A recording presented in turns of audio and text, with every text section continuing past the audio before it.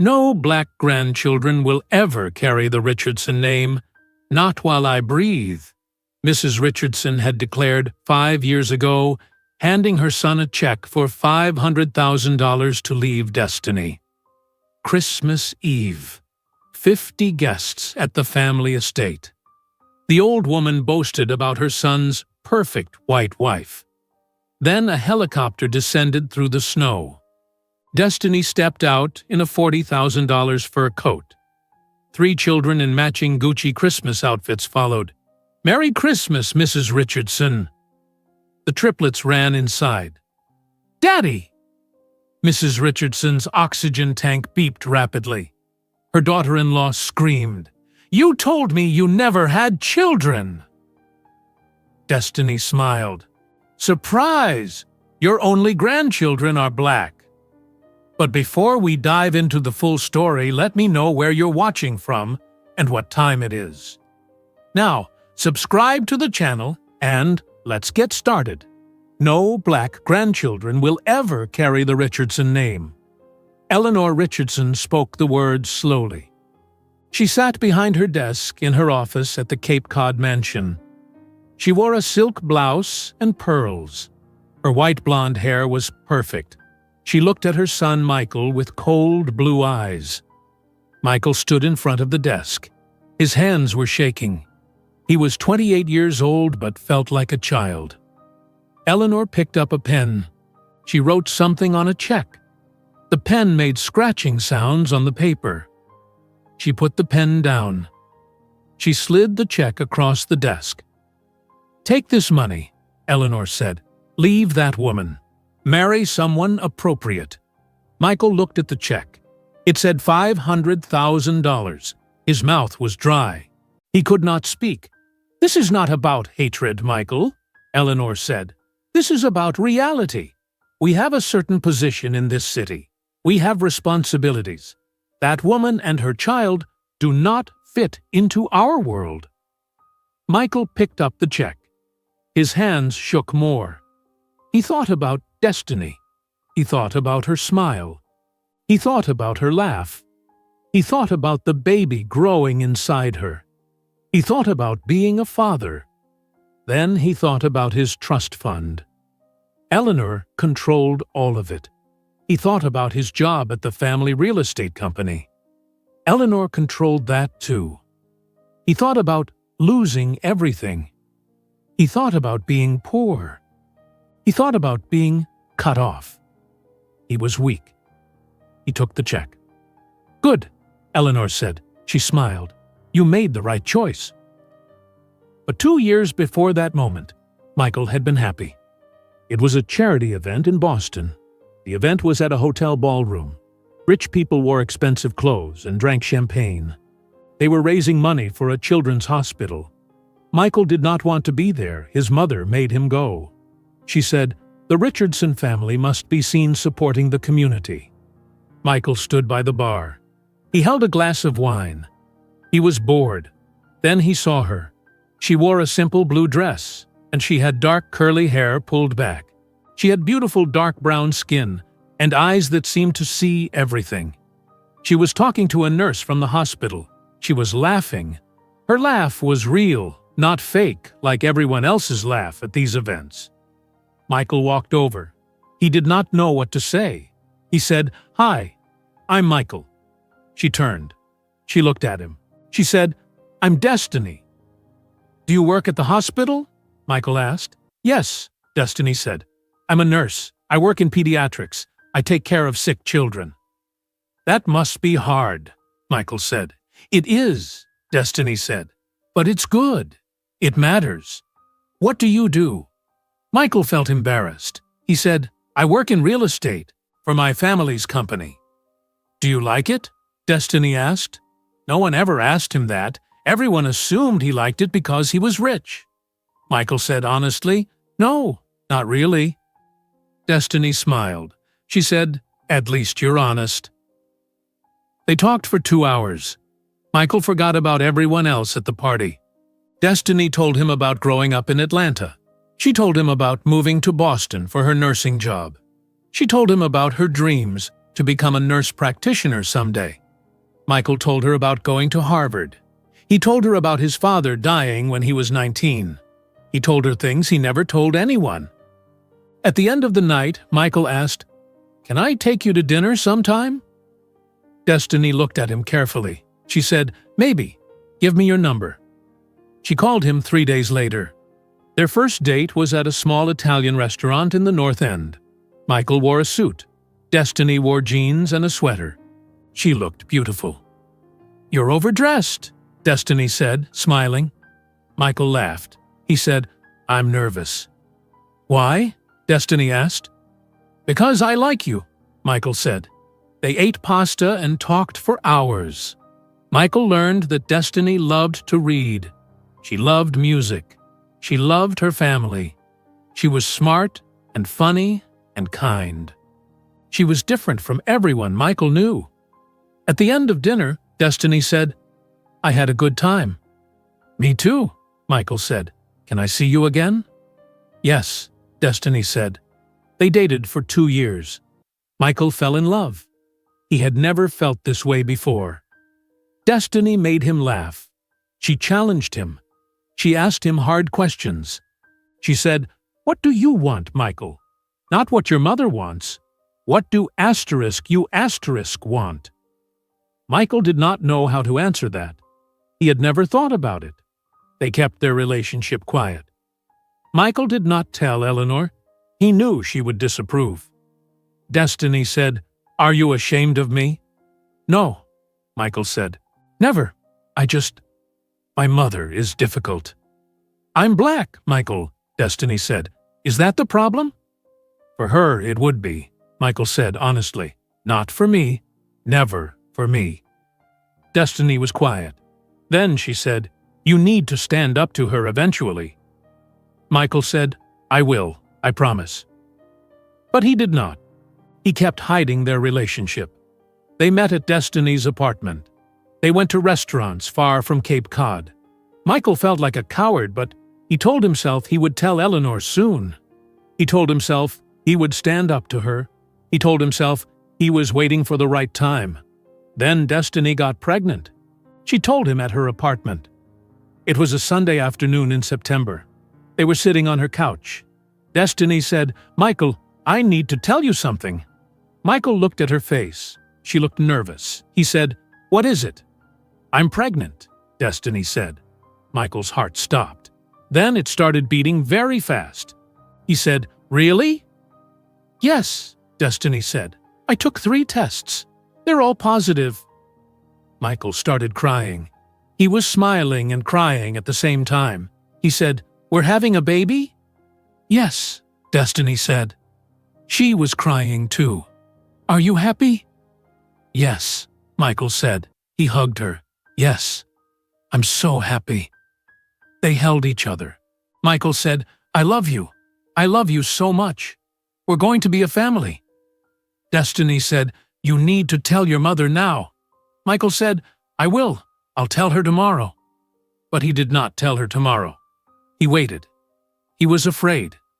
1 week passed. 2 weeks passed. 3 weeks passed.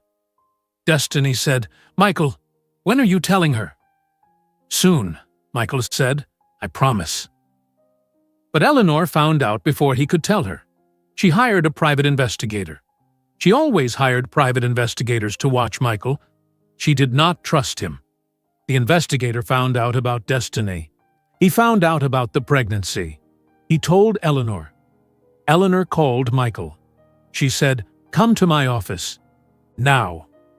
That was when Michael went to the mansion. That was when Eleanor wrote the check. That was when Michael's life changed forever.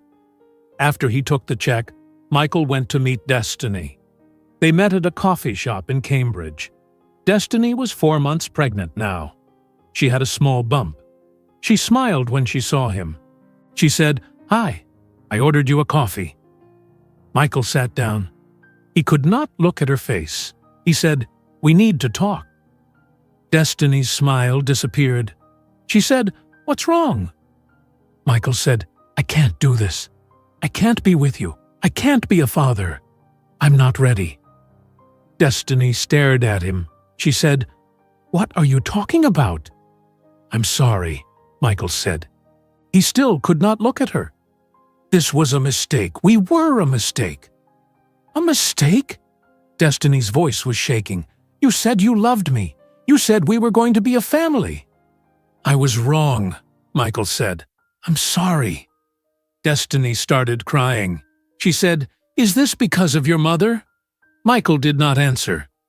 "Did she do something?" Destiny asked. "Did she say something to you?" Michael stood up. He said, "I have to go." "Michael, please," Destiny said. She was crying harder now.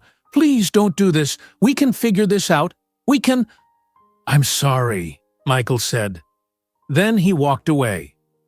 Destiny called him 50 times that week. She left voicemails. She sent text messages. She said, "Please talk to me. Please don't do this. Our baby needs you. I need you." Michael blocked her number. He deposited the check. He watched the money appear in his bank account. $500,000. He felt sick. 2 months later, Eleanor introduced him to Catherine Morrison. They met at a country club. Catherine was pretty. She had blonde hair and blue eyes. She came from a wealthy Boston family. Her father owned hotels. Her mother was on charity boards with Eleanor. Eleanor said, "Catherine is perfect for you. Her family is appropriate. You should ask her to dinner." Michael asked Catherine to dinner. Catherine was nice. She was polite. She talked about her friends and her shopping trips and her vacation plans. Michael felt nothing, but he asked her to dinner again and again. 6 months later, they got married. The wedding was at a big church in Boston. 300 people came. Eleanor planned everything. The flowers were white roses. The bridesmaids wore pink. Catherine wore a designer dress that cost $30,000. Michael stood at the altar. He watched Catherine walk down the aisle. He thought about Destiny. He wondered if she had the baby yet. He wondered if it was a boy or a girl. He wondered if they were okay. Then he pushed those thoughts away. He smiled at Catherine. He said, "I do." The marriage was empty. Michael and Catherine lived in a big house near the mansion. They had expensive furniture and nice cars. They went to parties. They smiled for pictures. Everyone said they were the perfect couple. But Michael drank wine alone every night. He sat in his study. He stared at nothing. He could not look at himself in mirrors. When he saw his reflection, he saw a coward. 5 years passed. Eleanor told everyone at her church about Michael's perfect marriage. She told everyone at her charity events. She said, "My son is so successful. His wife is so lovely. I'm so proud." She believed her own lie. Catherine never knew about Destiny. She never knew about the pregnancy. She never knew Michael had abandoned his children. Michael never told her. He buried the secret deep inside. He pretended it never happened. But in a small house in Dorchester, Destiny Williams was raising 3 children who looked exactly like Michael. And she was planning something that would destroy Eleanor's perfect lie forever. That small house in Dorchester belonged to Destiny Williams. But 5 years before, Destiny did not have a house. She had a small apartment. She had a job at Massachusetts General Hospital. And she was 9 months pregnant with triplets. It was a Tuesday morning in January when the contractions started. Destiny was alone. She called her supervisor at the hospital. She said, "Lisa, the babies are coming. I need to come in." Lisa said, "I'll meet you there. Don't drive yourself. Call an ambulance." "I can't afford an ambulance," Destiny said. "I'll take the bus." "Destiny, no," Lisa said. "I'm sending someone to get you." An hour later, Destiny was in a delivery room at Massachusetts General Hospital, the same hospital where she worked, the same hospital where she took care of other people's children. Now she was having her own children. Alone. 2 nurses stayed with her. Their names were Rebecca and Donna. They were Destiny's co-workers. They were her friends. Rebecca held one hand, Donna held the other. "You can do this," Rebecca said. "You're strong." The pain was terrible.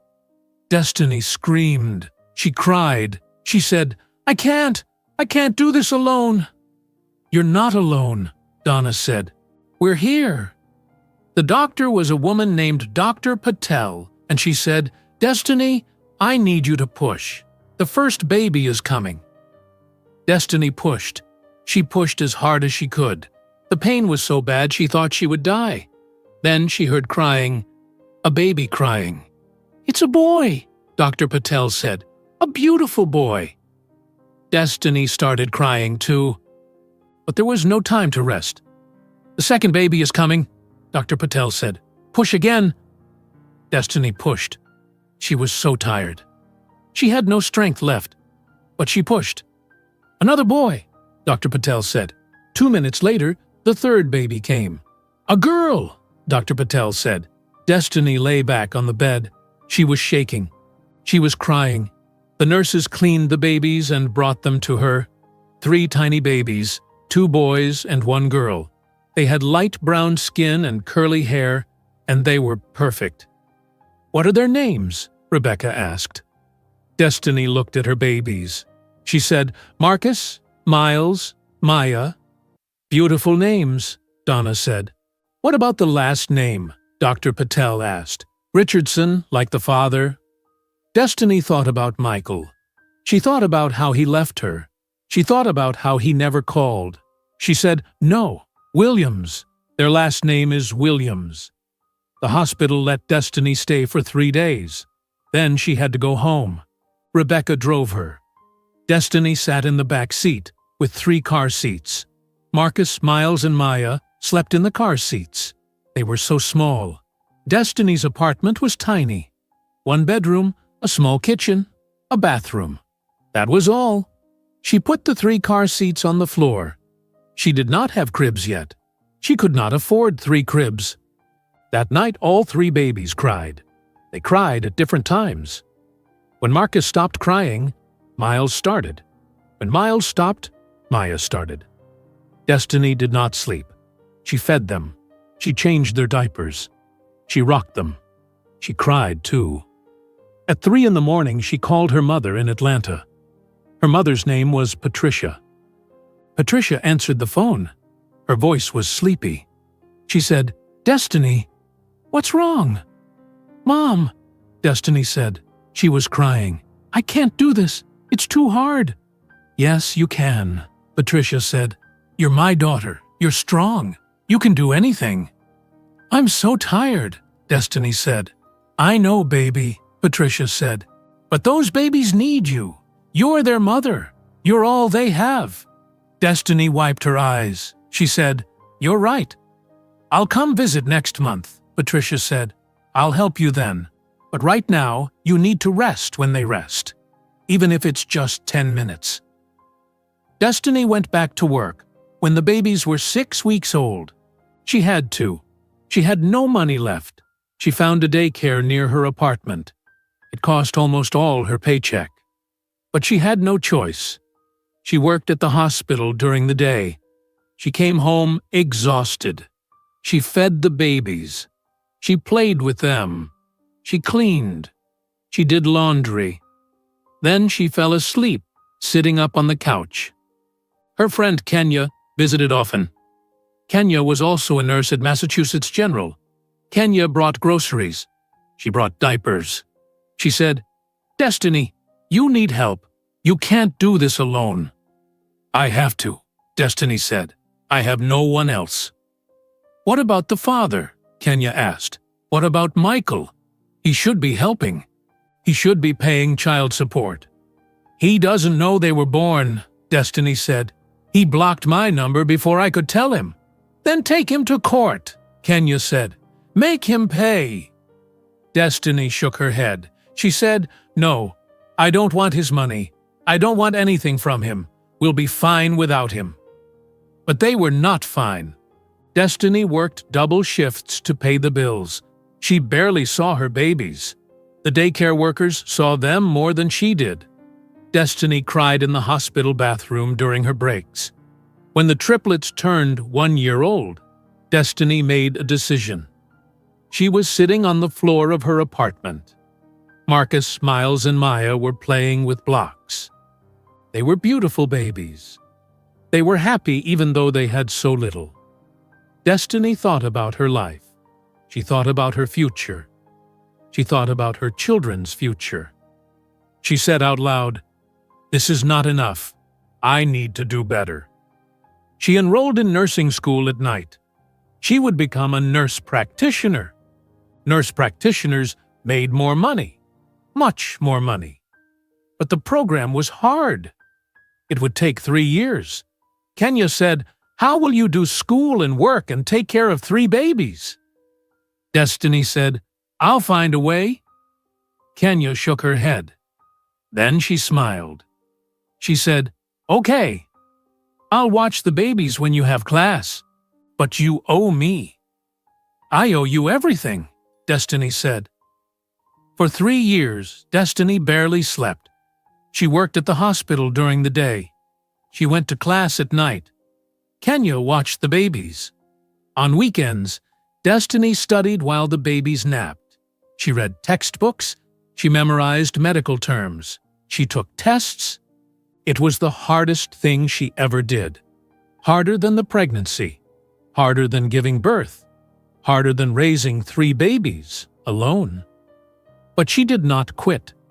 When the triplets were 4 years old, Destiny graduated at the top of her class. She walked across the stage to get her diploma. Her parents came from Atlanta. They sat in the audience, holding Marcus, Miles, and Maya. When Destiny's name was called, her children screamed, "Mommy! Mommy!" Destiny cried happy tears. Her new salary was $95,000 per year. It was $30,000 more than before. Destiny felt rich. She saved every dollar she could. She stopped buying expensive things. She cooked at home. She bought clothes at discount stores. She put money in the bank every month. 1 year later, she bought a house. A small house in Dorchester. It had 3 bedrooms, 1 for her, 1 for the boys, 1 for Maya. It had a small backyard. It had a kitchen with space for a table. It was not fancy, but it was theirs. The day they moved in, Destiny carried Maya through the empty rooms.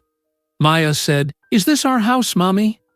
"Yes, baby," Destiny said. "This is our house, forever." Marcus and Miles ran through the rooms screaming with joy. Destiny sat on the floor and cried. She had done it. She had built a good life. She had given her children a home, all by herself, without Michael, without his money, without anyone's help except Kenya and her parents. But then the questions started. Maya asked the first question at bedtime one night. She was 5 years old. She said, "Mommy, why don't we have a daddy?" Destiny was tucking her into bed. She stopped. She said, "What do you mean?" "My friend Sarah has a daddy," Maya said. "He picks her up from school. Why don't I have a daddy?" Destiny did not know what to say. She said, "Your daddy went away before you were born." "Why?" Maya asked.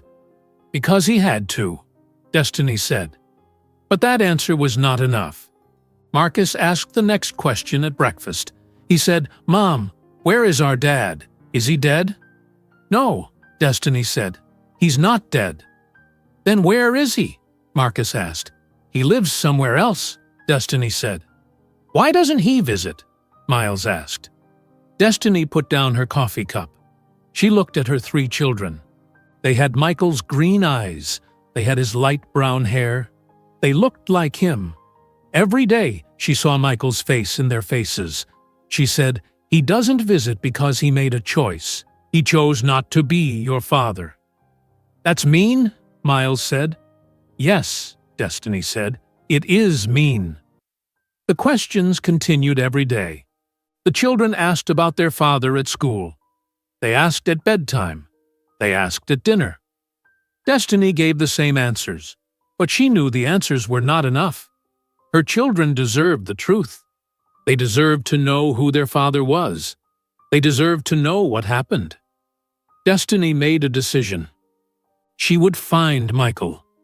She would make him face what he did. She would make him see his children. She would make him answer their questions. She called a private investigator. His name was James Porter. His office was in downtown Boston. Destiny met him on a Saturday morning. Kenya watched the children. James was a man in his 50s with gray hair and glasses. He said, "What can I do for you, Miss Williams?" Destiny said, "I need you to find someone. His name is Michael Richardson. He's from Cape Cod. His family has money. A lot of money." James wrote notes on a pad. He said, "What's your relationship to this person?" "He's the father of my children," Destiny said. "He left me when I was pregnant. He never met them. I need to know where he is. I need to know what he's doing.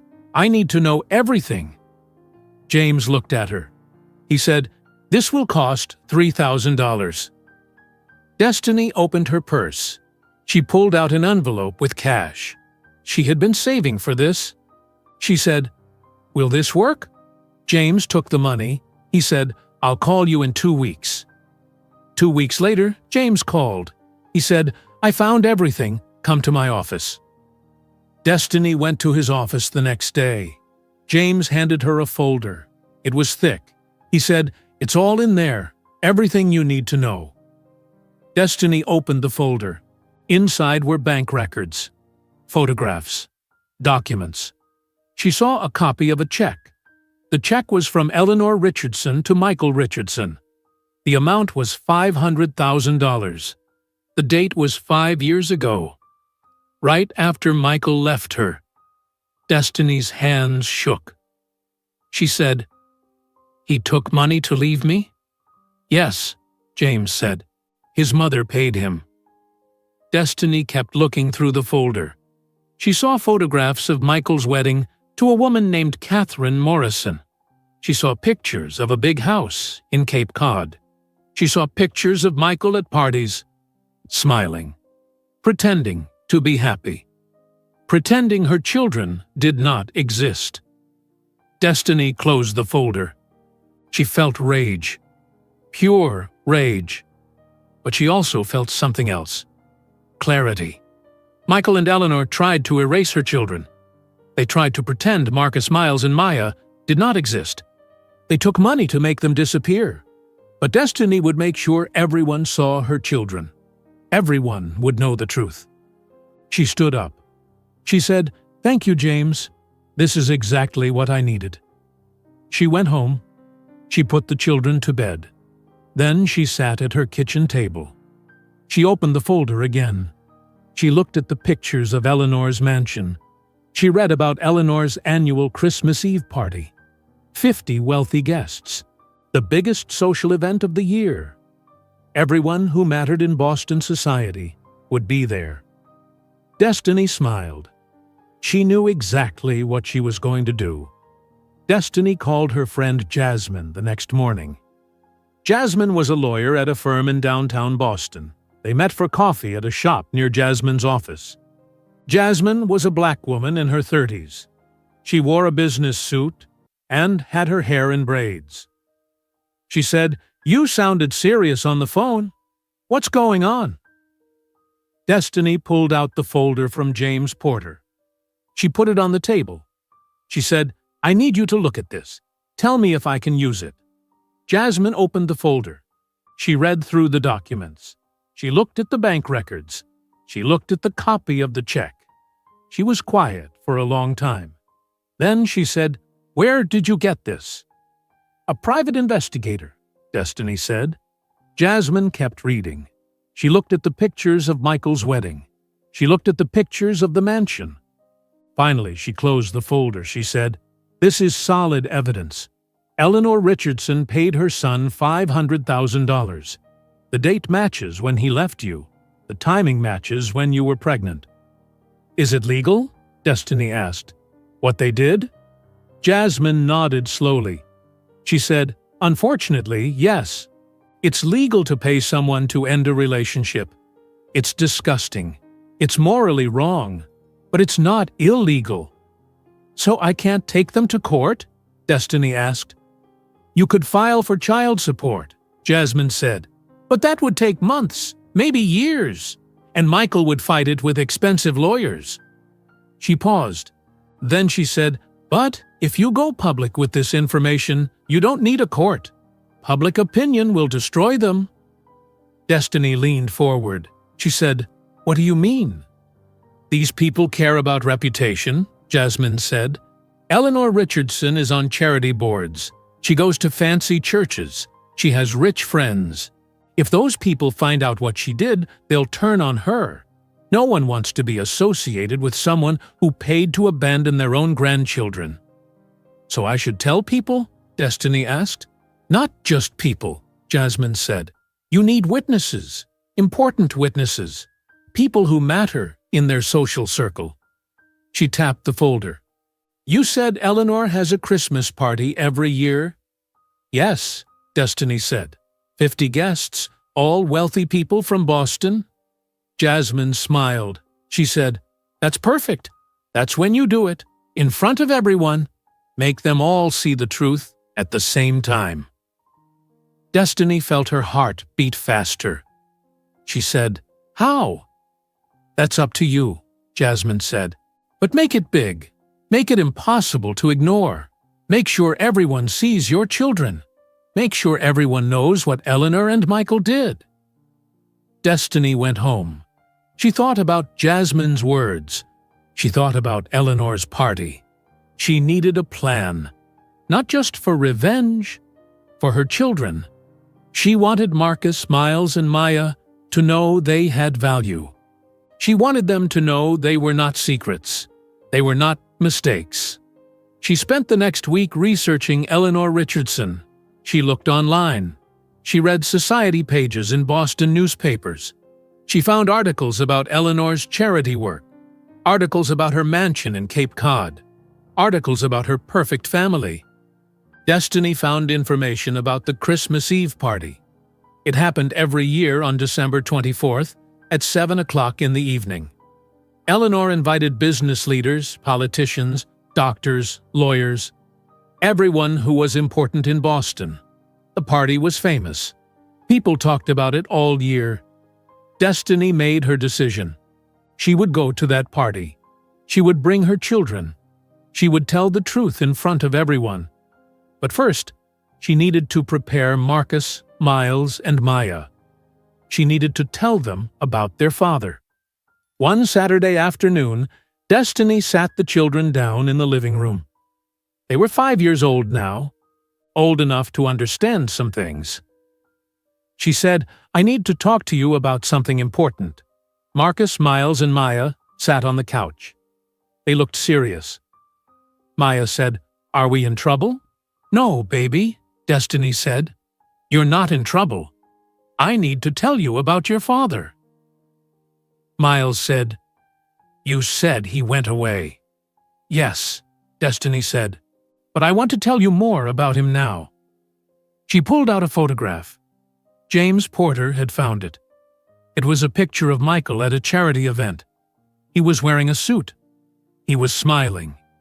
Destiny showed the picture to her children. She said, "This is your father. His name is Michael Richardson." The 3 children stared at the picture. Marcus touched it with his finger. He said, "He looks like us." "Yes," Destiny said. "You have his eyes. You have his hair. You look like him." Maya asked, "Why did he go away?" Destiny took a deep breath. She wanted to tell the truth, but she also wanted to be careful. She said, "Because his mother told him to. Her name is Eleanor. She didn't want your father to be with me. She gave him money to leave." "Why didn't she want him to be with you?" Marcus asked. Destiny knew the answer. "Because I'm black. Because you're black." But she could not say that to 5-year-old children. Not yet. She said, "Because she didn't think I was good enough. But she was wrong. You are good enough. You are perfect. Miles asked, Does he know about us? He knows I was pregnant, Destiny said, but he left before you were born. He never met you. Maya's eyes filled with tears. She said, Doesn't he want to meet us? Destiny hugged her daughter. She said, I don't know, baby. But you deserve to meet him. You deserve to know who your father is. Marcus asked, Are we going to see him? Yes, Destiny said. Soon. We're going to his grandmother's house. There will be many people there. We're going to walk in and tell everyone the truth. Miles asked. Will he be happy to see us? Destiny said. I don't know. But it doesn't matter if he's happy. What matters is that you know who you are. You are Marcus Miles and Maya Richardson Williams. You are my children, and you have nothing to be ashamed of. The children were quiet. Then Maya said, Will he love us? Destiny felt tears in her eyes. She said, I don't know, baby. I hope so. But even if he doesn't, I love you. That's enough. Over the next month, Destiny prepared everything. She showed the children Michael's picture every day. She wanted them to recognize him. She told them his name. She told them they would meet him soon. She also started shopping. She needed clothes for the confrontation. Not regular clothes. She needed expensive clothes. She needed to look powerful. She needed to look like she belonged in Eleanor's mansion. She went to a designer store in downtown Boston. The store was fancy. Everything was expensive. A saleswoman approached her. The woman looked at Destiny's regular clothes. She looked doubtful. She said, Can I help you? Destiny said, I need a dress, something dramatic, something expensive. The saleswoman's expression changed. She said, Of course, follow me. She showed Destiny a red dress. It was beautiful. It was tight and elegant. Destiny tried it on. She looked at herself in the mirror. She looked powerful. She looked rich. She looked like someone Eleanor would have to respect. I'll take it, Destiny said. Excellent choice, the saleswoman said. That dress is $2,000. Destiny did not hesitate. She pulled out her credit card. She had been saving money. This was important. Next, she bought a white fur coat. It cost $3,000. When she put it on, she looked like a movie star. Then she bought matching outfits for Marcus, Miles, and Maya. Dark suits for the boys. A dark dress for Maya. She wanted them to look beautiful. She wanted Eleanor to see what she tried to erase. The next step was the helicopter. Destiny called a helicopter rental company in Boston. A man answered. He said, Boston Air Charters. How can I help you? Destiny said, I need to rent a helicopter for December 24th. What time? The man asked. 7 o'clock in the evening, Destiny said. That's Christmas Eve, the man said. It will cost extra. How much? Destiny asked. $5,000 for 2 hours, the man said. Destiny closed her eyes. That was a lot of money. But this was important. She said, I'll take it. Where will you need to go? The man asked. Destiny gave him the address of Eleanor's mansion in Cape Cod. She said, I need you to land in the garden at exactly 7 o'clock. The man was quiet. Then he said, Ma'am, are you sure? That's private property. I'm sure, Destiny said. I'll take full responsibility. Okay, the man said. I'll send you a contract. Destiny told Kenya about her plan. They were sitting in Destiny's kitchen. The children were asleep. Kenya listened to everything. When Destiny finished, Kenya said, You're really going to do this? Yes, Destiny said. This is crazy, Kenya said. What if something goes wrong? Nothing will go wrong, Destiny said. I have evidence. I have witnesses. They can't hide anymore. Kenya shook her head. She said, Eleanor Richardson is rich and powerful. What if she tries to hurt you? She already hurt me, Destiny said. She paid Michael to abandon his children. She tried to erase them. Now everyone will know what she did. Kenya was quiet. Then she said, "You're braver than I am." "I'm not brave," Destiny said. "I'm angry.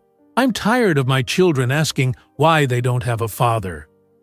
I'm tired of lying to them." Every night, Destiny practiced what she would say. She stood in front of her bathroom mirror. She said the words out loud. "Good evening. I'm Destiny Williams. These are Michael's children, Marcus, Miles, and Maya Richardson. They're 5 years old. Michael took $500,000 from his mother to abandon us. I have the canceled check." She said it over and over.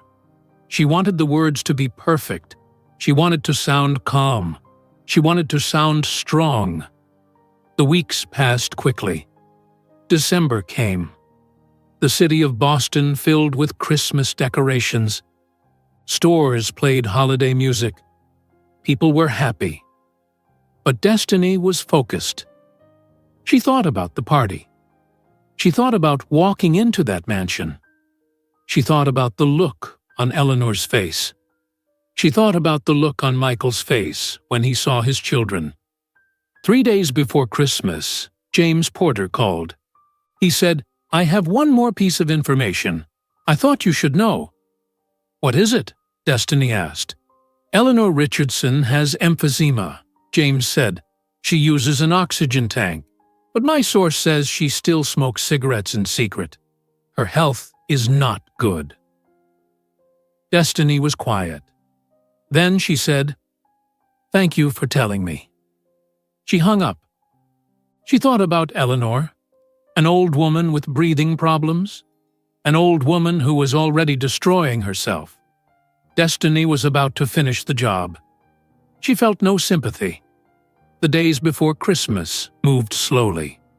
Destiny went to work at Massachusetts General Hospital like always.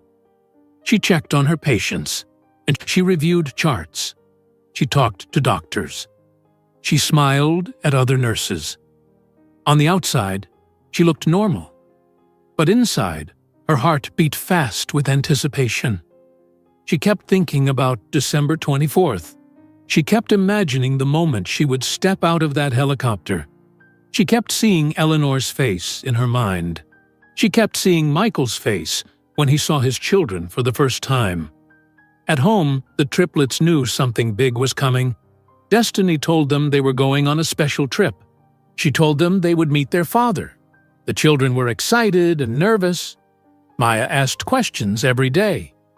On Monday, she said, "Mommy, what if Daddy doesn't like us?" Destiny was making dinner. She stopped cutting vegetables. She knelt down next to Maya. She said, "Then that's his loss, not yours. You are lovable. You are perfect.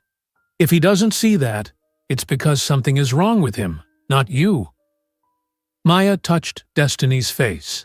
She said, "Will you be there with us?" "Yes, baby," Destiny said. "I'll be right there with you, always." Marcus was quieter than usual. He spent hours drawing pictures. Destiny looked at his drawings. They were all the same thing. A tall man holding hands with 3 small children. Under the picture, Marcus wrote in crooked letters, "My family." Destiny picked up one of the drawings.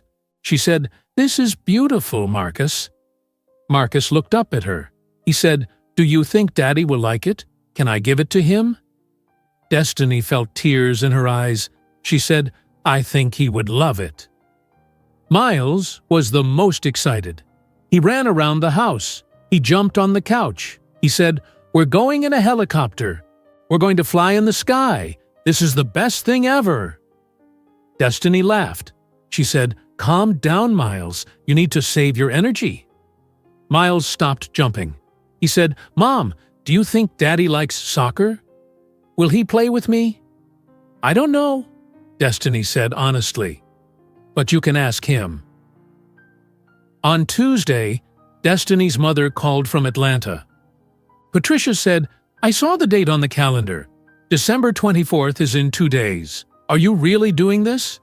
Yes, Mom, Destiny said. I'm really doing this. Patricia was quiet. Then she said, Are you sure? What if it goes wrong? What if Eleanor calls the police? What if Michael gets angry? Then I'll deal with it, Destiny said. But my children deserve to meet their father. They deserve to exist in his world. I'm tired of hiding them. Patricia sighed. She said, You're stubborn, just like your father. I learned from you, Destiny said. Be careful, Patricia said. Call me after. I'll be waiting. Meanwhile, Michael was preparing for Eleanor's Christmas Eve party. He was at his house in Cape Cod with Catherine. It was Wednesday morning. Catherine was in their bedroom looking at dresses.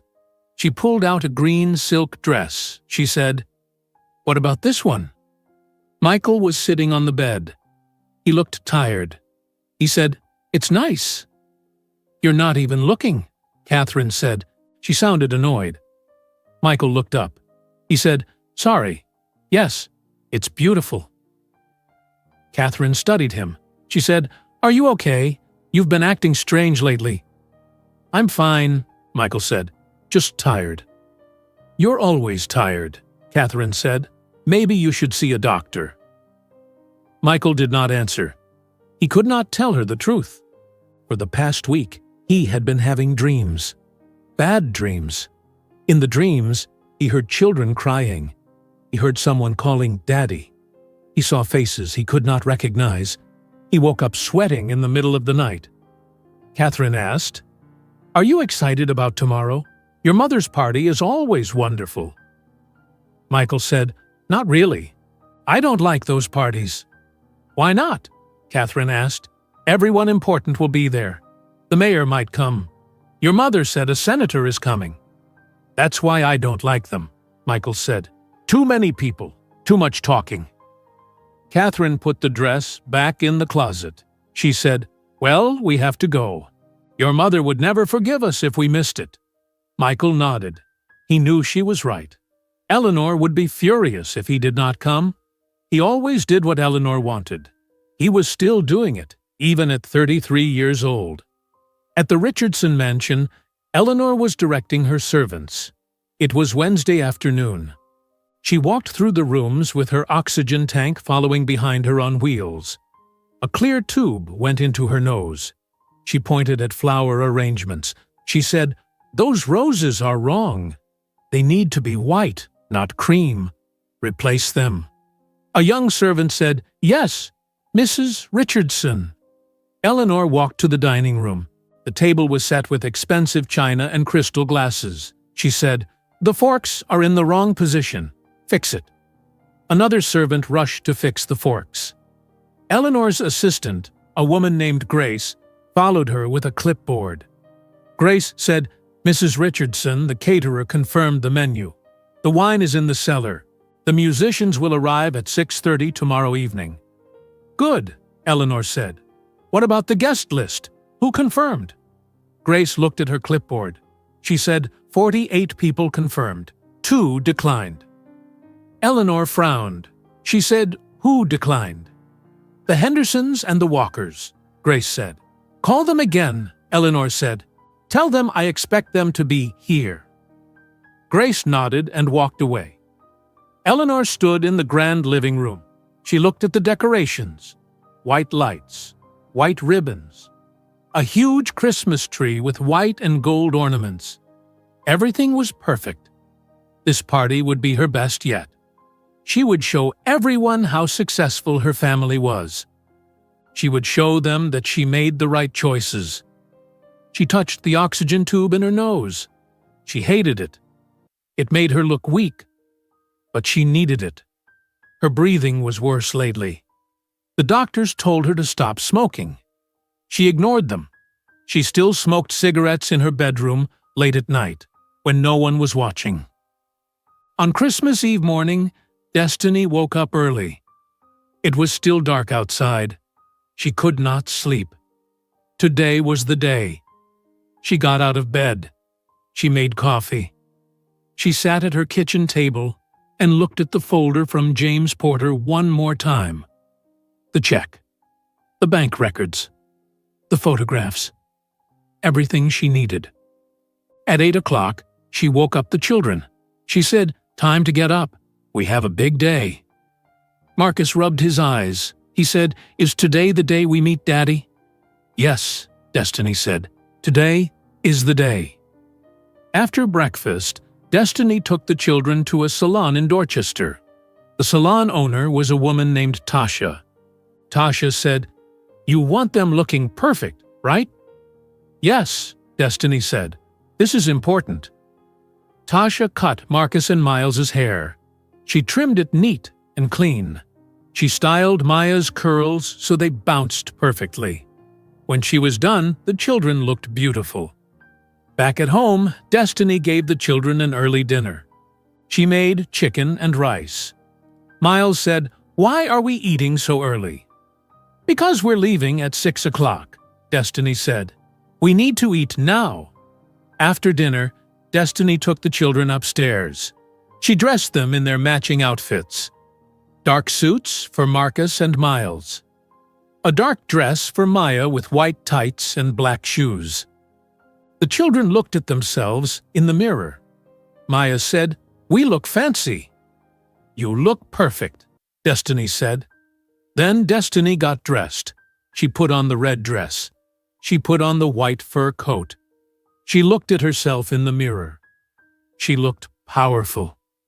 She looked beautiful. She looked ready. At 5:30, Destiny loaded the children into her car.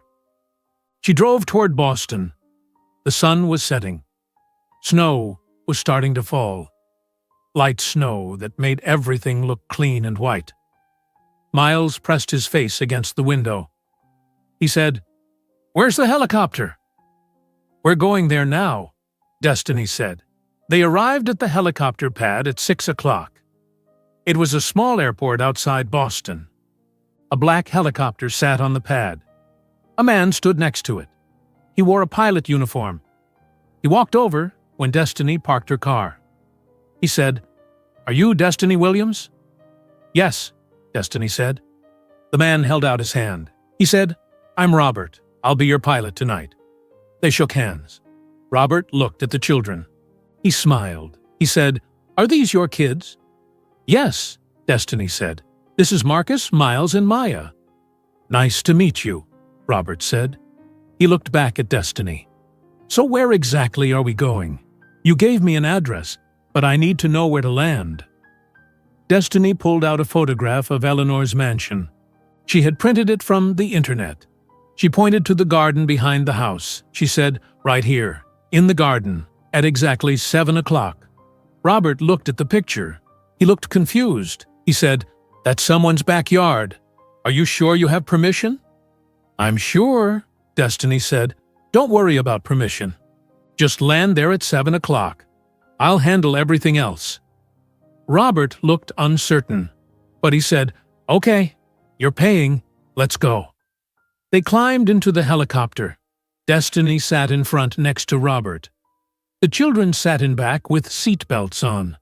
Miles was bouncing with excitement. He said, "This is so cool." Robert started the engine. The blades began to turn, slowly at first, then faster and faster. The sound was very loud. The helicopter lifted off the ground. Maya grabbed Destiny's shoulder from behind. She said, "Mom, we're flying." Destiny turned and smiled at her daughter. She said, "Yes, baby, we're flying." At the Richardson mansion, Eleanor's party was beginning. Guests started arriving at 6:30. They wore expensive dresses and suits. They gave their coats to servants. They walked into the grand living room where Eleanor greeted them. Eleanor wore a silk dress and her pearls. Her oxygen tank was small and discreet. She tried to hide it behind her dress. She smiled at each guest. She shook hands. She said, "Welcome. Merry Christmas." Michael and Catherine arrived at 6:45. Michael wore a black suit. Catherine wore her green silk dress. Eleanor kissed Catherine's cheek. She said, "You look beautiful, dear." Then Eleanor turned to the crowd of guests. She picked up a champagne glass. She raised it high. She said loudly, "Thank you all for coming. This will be the best Christmas Eve our family has ever had." Everyone raised their glasses. They said, "Cheers!" Eleanor smiled. She drank her champagne. 15 minutes later, she would wish she had never said those words. The party filled with noise and laughter. 50 guests crowded the grand living room of the Richardson mansion. Men wore expensive suits. Women wore designer dresses and jewelry. They drank champagne from crystal glasses. They ate food from silver trays that servants carried around the room. They talked about business and vacations and their children's accomplishments at expensive colleges. Eleanor stood in the center of the room. She felt proud. Everything was perfect. The decorations were perfect. The food was perfect. The guests were perfect. This was her world. This was what she had built. She looked across the room at Michael. He was standing by the fireplace with Catherine. Catherine was laughing at something another woman said. But Michael looked uncomfortable. He was holding a glass of red wine. He was not drinking it. He was just holding it and staring at nothing. Eleanor frowned. She walked over to him. She said quietly, "Michael, smile. You look miserable." Michael looked at his mother. He said, "I'm fine." "You don't look fine," Eleanor said. "This is a party. Try to look happy." Catherine touched Eleanor's arm. She said, "He's just tired. He hasn't been sleeping well."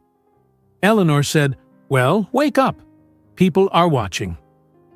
At exactly 7 o'clock, Eleanor walked to the center of the room again.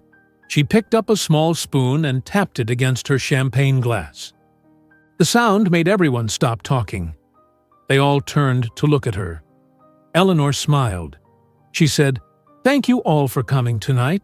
Christmas Eve has always been special to me. It's a time for family, a time for tradition, a time to celebrate what we've built." People nodded. Some said, "Hear, hear." Eleanor continued. She said, "I'm so proud of my family. My late husband Richard built an empire. He gave us everything. And my son Michael has continued that legacy. He works hard. He married a wonderful woman." She gestured to Catherine. "He has given me everything a mother could want." Catherine smiled and waved at the guests. Eleanor raised her champagne glass higher. Her voice got louder. She said, "My son has given me everything I wanted, a perfect life." Everyone raised their glasses. They were about to say, "Cheers." But then they heard the sound. It came from outside. A loud noise, a mechanical noise, the sound of blades cutting through air. It got louder and louder. People stopped with their glasses in the air. They looked confused. Someone said, "What is that?" The noise got even louder. The windows started shaking. The chandelier above them swayed slightly. "Is that a helicopter?" a man asked. Everyone ran to the tall windows that faced the garden. They pressed against the glass. They looked outside. Snow was falling heavier now. Through the snow, they saw lights. Bright lights descending from the dark sky. A woman screamed, "Oh my God, it's landing!" The black helicopter came down into the garden. The blades whipped snow everywhere. Eleanor's frozen rose bushes bent and broke under the force of the wind. The helicopter touched down on the snow-covered grass.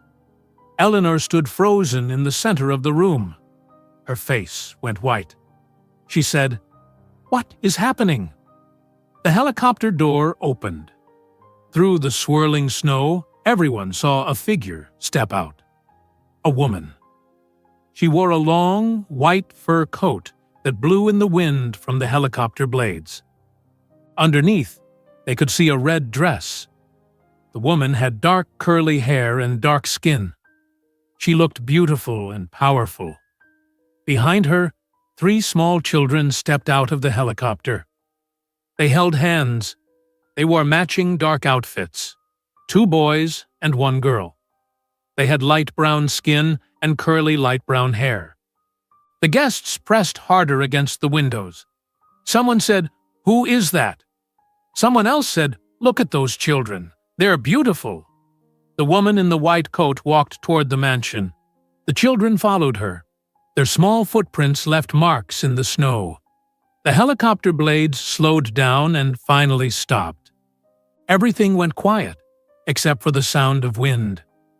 A servant at the front door looked confused. He did not know what to do. He looked back at Eleanor. Eleanor stood frozen. Her oxygen machine started beeping. She could not speak. The woman in the white coat reached the front door. She stood there and waited. Finally, the servant opened the door. He said, "Can I help you?" The woman did not answer him. She walked past him into the mansion. Snow came in with her. The 3 children followed close behind. Their eyes were wide. They looked around at the huge house, at the chandelier, at the marble floors, at all the people staring at them. Miles whispered, "Wow." The guests in the living room backed away from the door. They made a path. The woman walked into the room. She took off her white fur coat and handed it to the confused servant. She stood there in her red dress. She looked calm. She looked like she belonged there. The 3 children stood next to her. They looked around at all the faces staring at them. Then Maya saw him. She saw Michael standing by the fireplace. She had memorized his face from the photograph. She pointed at him. She said loudly, "Daddy!" The whole room went silent. Everyone looked at Michael. Maya started walking toward Michael. She said again, "Daddy!" Marcus and Miles understood. They followed their sister. All 3 children walked across the marble floor toward Michael. They said, "Daddy! Daddy! Daddy!" Michael's face went completely white. His mouth opened, but no sound came out. The wine glass fell from his hand. It hit the marble floor and shattered. Red wine spread across the white marble. Pieces of glass scattered everywhere. Catherine was standing next to Michael. She grabbed his arm hard. Her fingernails dug into his skin through his suit jacket. She looked at the 3 children walking toward them. She looked at their faces. They had Michael's green eyes. They had his hair. They looked exactly like him. Catherine's voice was shaking. She said, "Michael, who are these people?" Michael did not answer. He could not speak. He could not move. He just stared at the 3 children. The children stopped a few feet away from him. They stared at him. They were waiting for him to say something, to do something. Marcus said quietly, "Are you our daddy?" Catherine screamed. She said, "What is happening? Michael, answer me. Who are these children?" Eleanor's oxygen machine beeped louder. She tried to walk forward, but she stumbled. A guest caught her arm. Eleanor said, "Get out! Get out of my house!" But no one was looking at Eleanor. Everyone was looking at the woman in the red dress. She walked to the center of the room. She stood next to her children. She put her hands on their shoulders. She looked calm and strong. Destiny spoke loudly. Her voice was clear. She said, "Good evening. My name is Destiny Williams." The room was completely silent. Everyone stared at her. Destiny continued. She said, "These are Michael Richardson's children. Their names are Marcus, Miles, and Maya Richardson. They are 5 years old. They are his only children." Catherine made a sound, a cry. She looked at Michael. She said, "No, no, this isn't true. Tell me this isn't true." Michael still did not speak. Tears ran down his face. Destiny kept talking. She said, "Michael took $500,000 from his mother to abandon us. He left me when I was 4 months pregnant. He never met his children. He pretended they did not exist." She reached into her purse and pulled out papers. She held them up. She said, "I have the canceled check. I have the bank records. I have proof of everything." Eleanor finally found her voice, and she screamed, "You're lying! Get out of my house! These children are not Richardsons." But guests were already pulling out their phones. Multiple people started recording videos. Others took pictures. The flashes from phone cameras lit up the room. An older woman walked up to the children. She bent down. She looked at their faces. She said, "They're beautiful. They look just like Michael's baby pictures." A man in a suit turned to Eleanor. He said, "Eleanor, is this true? Did you really pay Michael to abandon his own children?" Eleanor's face turned dark red. Her oxygen machine beeped rapidly. She said, "This is private family business. This is not your concern." But another woman said, "You made it our concern. You invited us here. You bragged about your perfect family. You lied to all of us." More guests surrounded the children. A younger woman said to Destiny, "How old did you say they are?" 5 years old, Destiny said. 5 years, the woman repeated. She looked at Eleanor. "You've been hiding these children for 5 years." Catherine was still holding Michael's arm. She looked at his face. She looked at the tears. She looked at the children. She understood everything. She let go of his arm. She pulled off her diamond engagement ring. She threw it at Michael's face as hard as she could. The ring hit Michael's cheek. It cut the skin. Blood started dripping down. Catherine screamed, "You liar! You had children? You had a family? You've been lying to me for 5 years?" Michael touched his cheek. His hand came away with blood on it. He said, "Catherine, Don't talk to me!" Catherine screamed. "Don't ever talk to me again!" She grabbed her purse from a table. She ran toward the front door. She did not stop to get her coat. She ran out into the snow in just her green silk dress. They heard her car start. They heard tires screech as she drove away. Eleanor tried to walk toward the phone. She needed to call someone. The police. Her lawyer. Someone. But her legs would not work. Her oxygen machine beeped faster and faster. She could not breathe. She stumbled forward. A man caught her. He said, "Someone call 911. She's having trouble breathing." But most people were not looking at Eleanor. They were looking at the 3 children. They were taking more pictures. They were recording more videos. A woman knelt down next to Maya. She said, "What's your name, sweetheart?" Maya said quietly, "Maya." "That's a beautiful name," the woman said. The room filled with noise. Everyone talked at once. Some people were angry at Eleanor. Some people were asking Destiny questions. Some people were trying to help Eleanor breathe. Some people were just recording everything on their phones. Destiny stood in the center of it all. She held her children close to her. She looked at Michael standing by the fireplace with blood on his face. She looked at Eleanor struggling to breathe. She had done what she came to do. Everyone knew the truth now. Everyone saw her children. No one could pretend they did not exist anymore. Marcus looked up at Destiny. He said, "Mom, I'm scared." Destiny knelt down. She hugged all 3 children. She said, "It's okay. We're okay. We're leaving soon." Miles said, "Daddy didn't say anything to us." "I know, baby," Destiny said, "but he saw you. Everyone saw you. That's what matters." Destiny stood up. She took Marcus and Miles's hands. Maya held on to her mother's dress. Destiny looked around the room. Guests were everywhere. Some were still recording on their phones. Some were talking to each other in shocked voices. Some were trying to help Eleanor, who was now sitting on the floor, gasping for air. A man knelt next to Eleanor. He had gray hair and wore a suit. He said to someone, "Did anyone call 911? A woman held up her phone. She said, "Yes, I called. The ambulance is coming." Eleanor tried to speak. She pointed at Destiny with a shaking hand. and she said through gasps, "Get them out!" The gray-haired man said, "Mrs. Richardson, please don't talk. You need to save your strength." But Eleanor kept trying. She said, "Not Richardson's.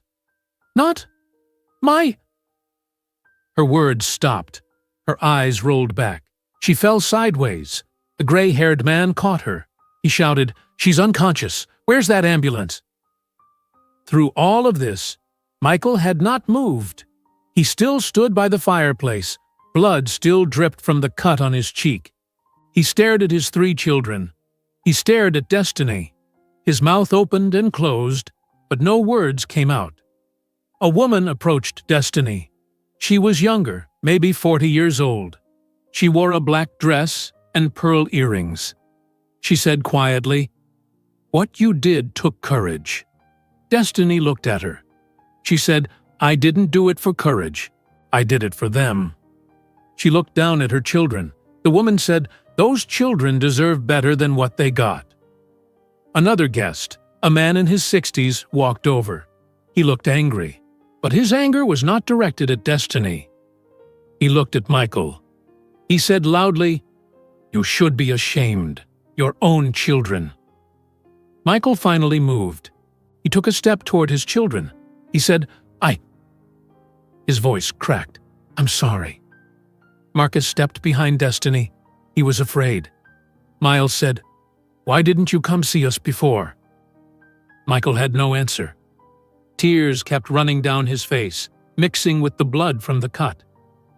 Maya said, "Do you love us?" Michael fell to his knees. He put his face in his hands. He cried. He said, "I'm sorry. I'm so sorry." Outside, they heard sirens. Red and blue lights flashed through the windows. The ambulance had arrived. 2 paramedics rushed in carrying equipment. A servant led them to Eleanor. One paramedic checked Eleanor's pulse. He put an oxygen mask on her face. He said to his partner, "Her oxygen levels are very low. We need to transport now." They lifted Eleanor onto a stretcher. Her eyes were still closed. The oxygen mask covered her nose and mouth. They rolled her toward the door. Before they took her outside, Eleanor's eyes opened. She looked around confused. She saw the paramedics. She saw the guests staring. Then she saw Destiny and the 3 children. Even through the oxygen mask, everyone heard her say, "No." The paramedics rolled her out. The ambulance doors closed. The sirens started again. The red and blue lights disappeared into the snowy night. The room was quieter now. But the chaos was not over. More guests approached Destiny. Some wanted to ask questions.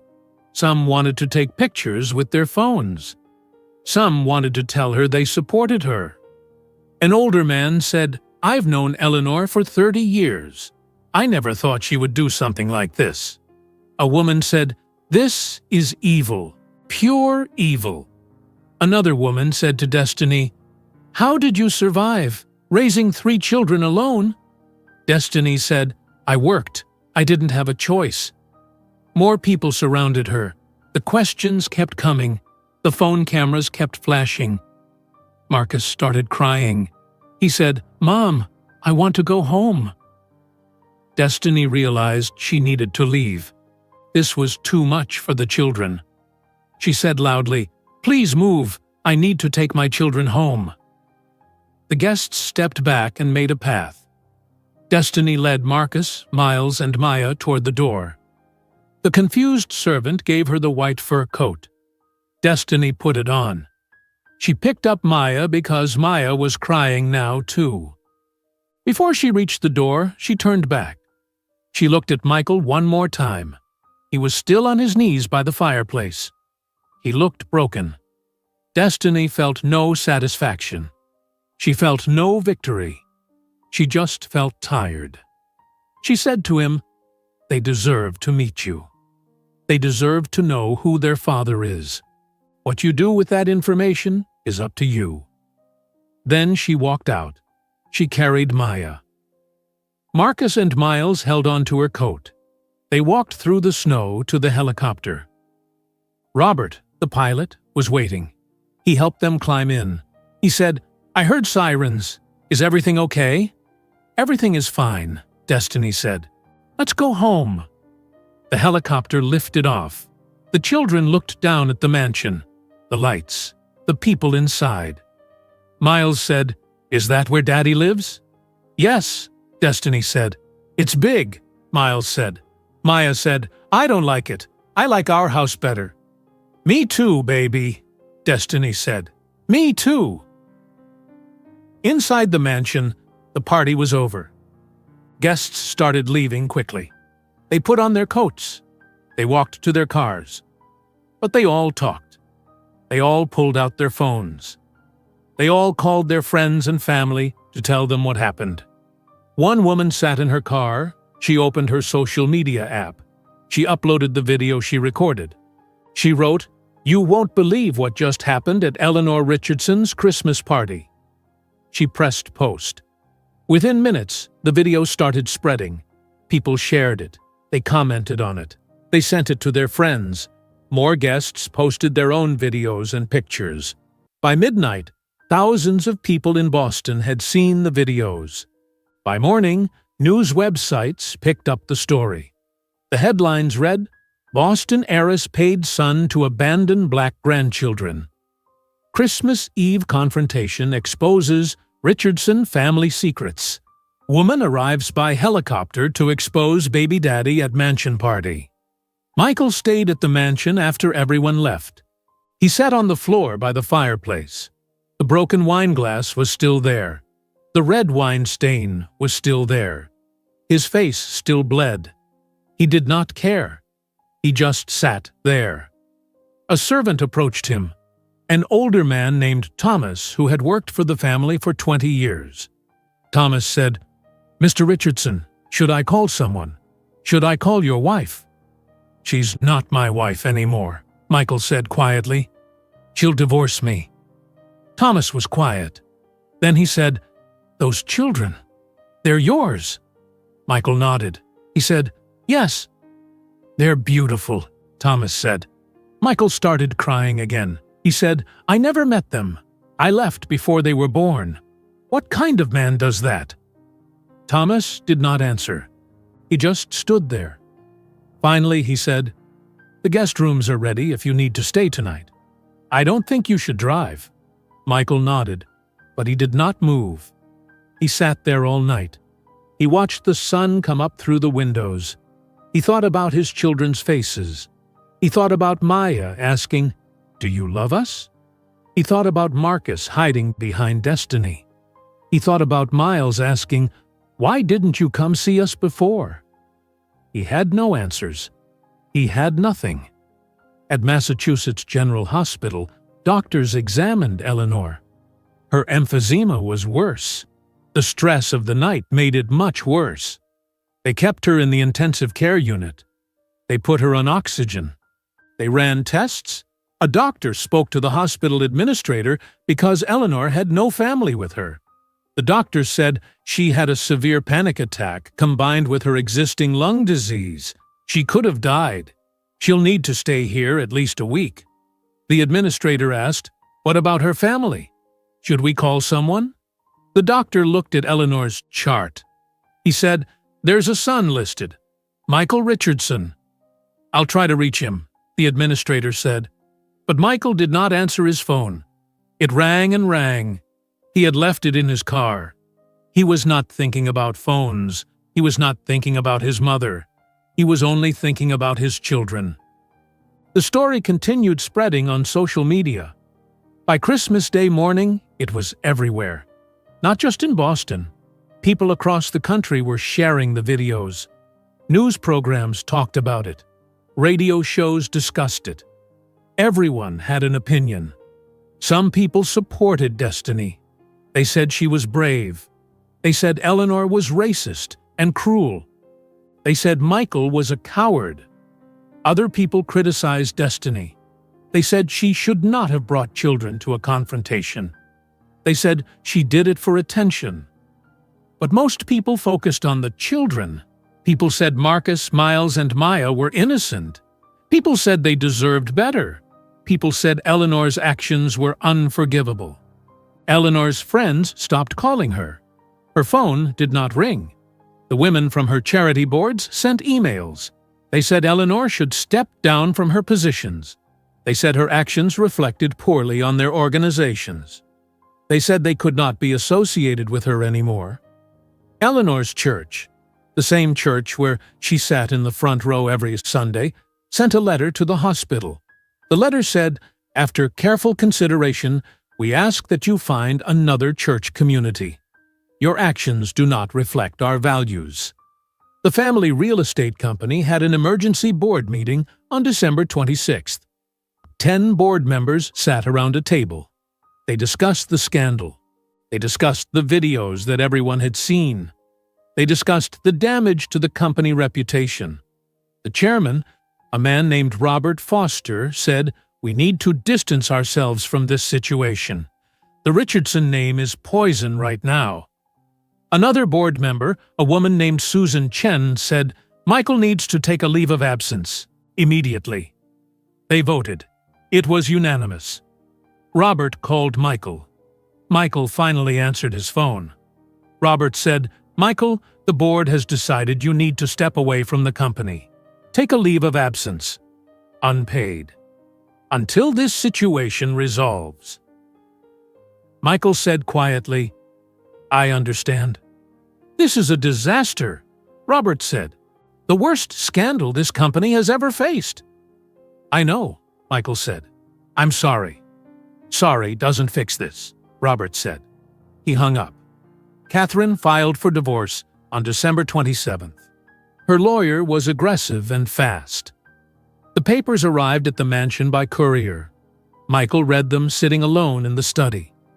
Catherine wanted everything: the house, the cars, her jewelry, a large financial settlement. She wanted to destroy him. Catherine also called a reporter from Boston Magazine. She agreed to do an interview. The reporter came to Catherine's parents' house where she was staying. They sat in the living room. The reporter recorded everything. The reporter asked, "How do you feel about the revelation that your husband had children?" Catherine's eyes were red from crying, but her voice was steady. She said, "I feel betrayed. Michael Richardson is a liar and a coward. He lied to me every day for 5 years. He pretended those children did not exist." "What about his mother?" the reporter asked. Catherine's voice got harder. She said, "Eleanor Richardson is a racist. She paid her own son to abandon his children because they're black. That's evil. I'm ashamed I was ever part of that family." The interview was published 2 days later. It went viral immediately. The headline read, "Ex-wife speaks. Michael Richardson is a coward, and Eleanor Richardson is a racist." Michael read the interview on his phone. He was sitting in his car outside the Cape Cod mansion. He had nowhere else to go. He could not go back inside. The mansion felt like a prison. It felt like everything wrong in his life. He started his car. He drove to Boston. He rented a small apartment in the city. The apartment had 1 bedroom, old furniture, beige walls. It was the opposite of everything he had before, but he did not care. He had lost everything that mattered: his job, his wife, his mother's respect, his reputation. But more importantly, he had lost 5 years with his children. He had lost their first steps, their first words, their first birthdays. He had lost everything that actually mattered. He sat in the empty apartment. He thought about Destiny's words at the party. "What you do with that information is up to you." For the first time in 5 years, Michael had to make his own decision. Not his mother's decision, his own. He had to decide if he would keep running or if he would finally face what he had done. Michael sat in his empty apartment for 3 days. He did not go outside. He ordered food delivery. He did not answer his phone. He just sat on the old couch and thought about his children. On the third day, he made a decision. He stood up. He showered. He put on clean clothes. He got in his car. He drove to Dorchester. He did not know Destiny's exact address, but James Porter's report had listed it. Michael remembered reading it years ago when Eleanor first hired the investigator. He remembered the street name, Winthrop Street. He drove slowly through Dorchester. He looked at house numbers. Finally, he found it. A small house with white siding. A small front yard. A fence. Toys in the yard covered with snow. This was where his children lived. This was the home Destiny built without him. Michael parked across the street. He sat in his car. His hands gripped the steering wheel. He was terrified. What would he say? What could he possibly say to make this better? Nothing. There was nothing he could say. But he had to try. He sat there for 30 minutes. He watched the house. He saw lights on inside. He saw shadows moving past the windows. His children were in there, so close, but he could not move. He was frozen with fear. Finally, he forced himself to open the car door. He stepped out into the cold. Snow had fallen the night before. His shoes left footprints as he walked across the street. He opened the gate. He walked up the path to the front door. He stood there. His hand was raised to knock, but he could not do it.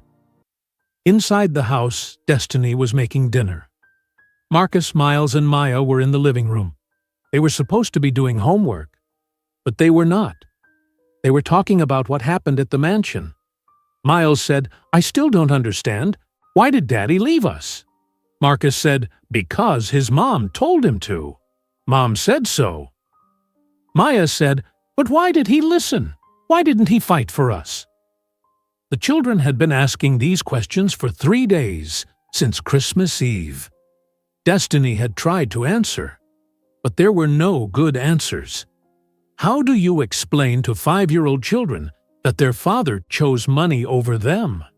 How do you explain that their grandmother paid to erase them? Marcus said, "Do you think we'll see him again?" "I don't know," Maya said. "He didn't even talk to us. He just cried." Miles said, "Maybe he doesn't want to be our daddy."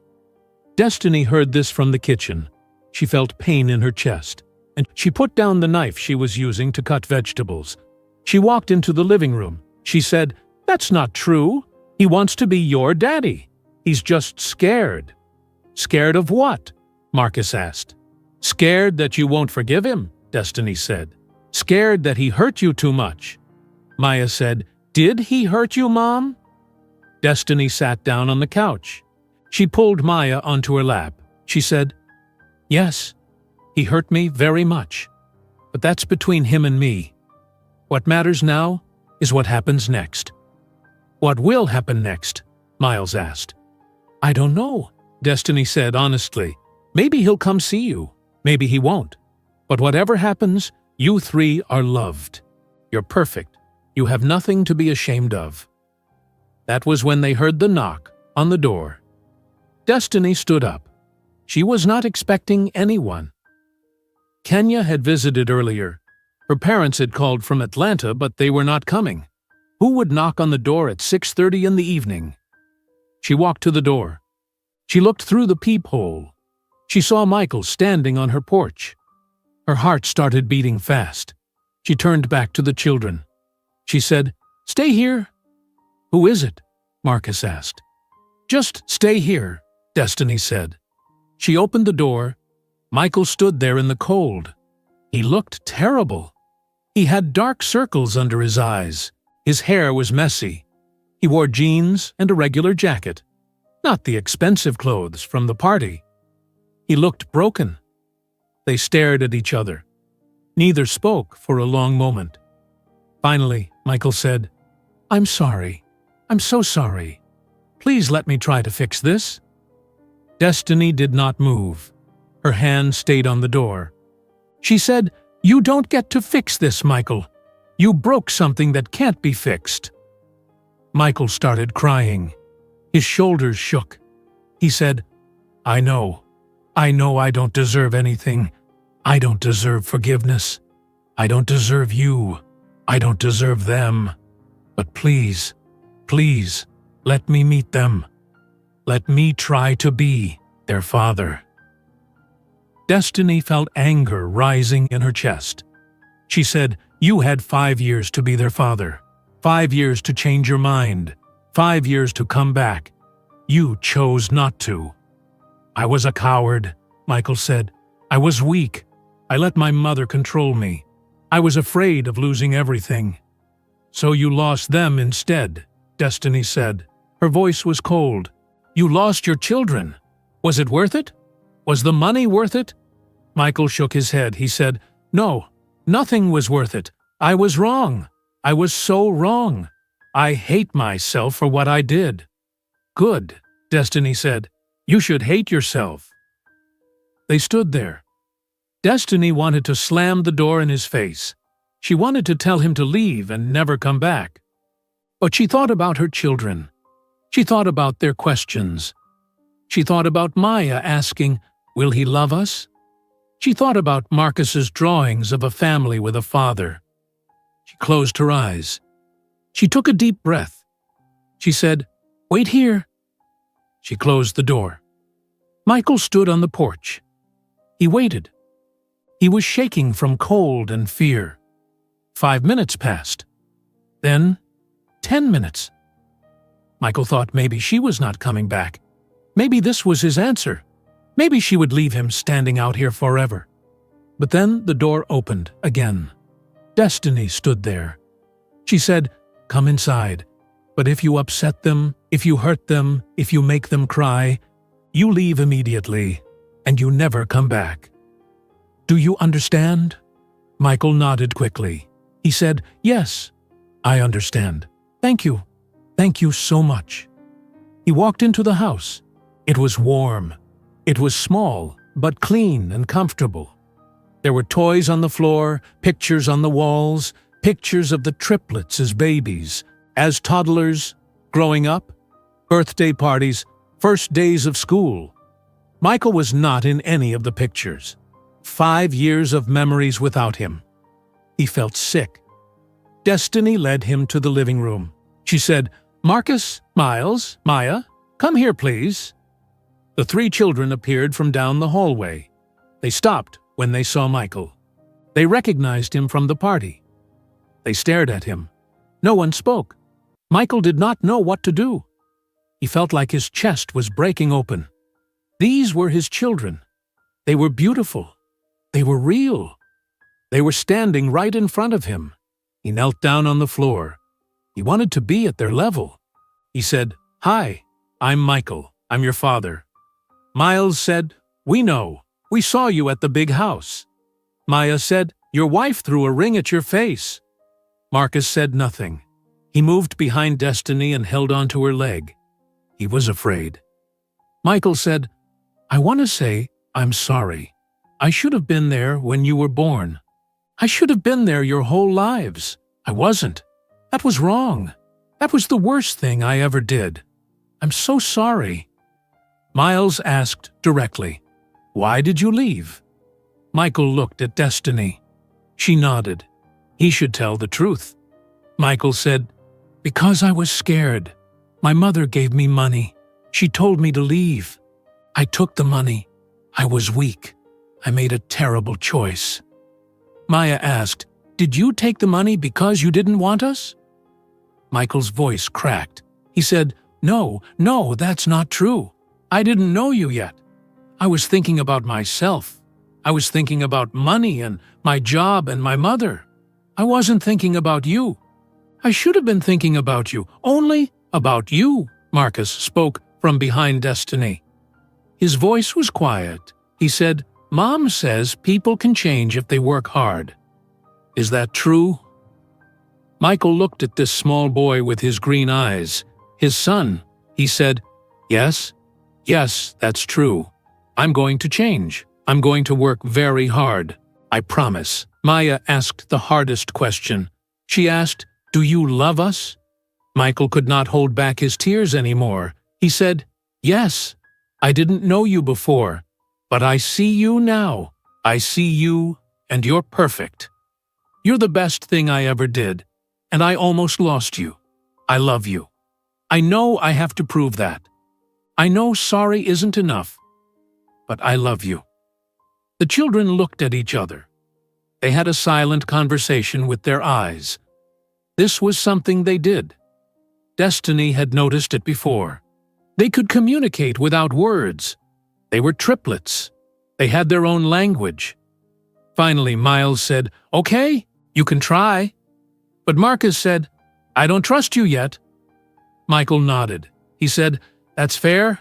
I don't trust me either, but I'm going to try. I'm going to prove myself to you."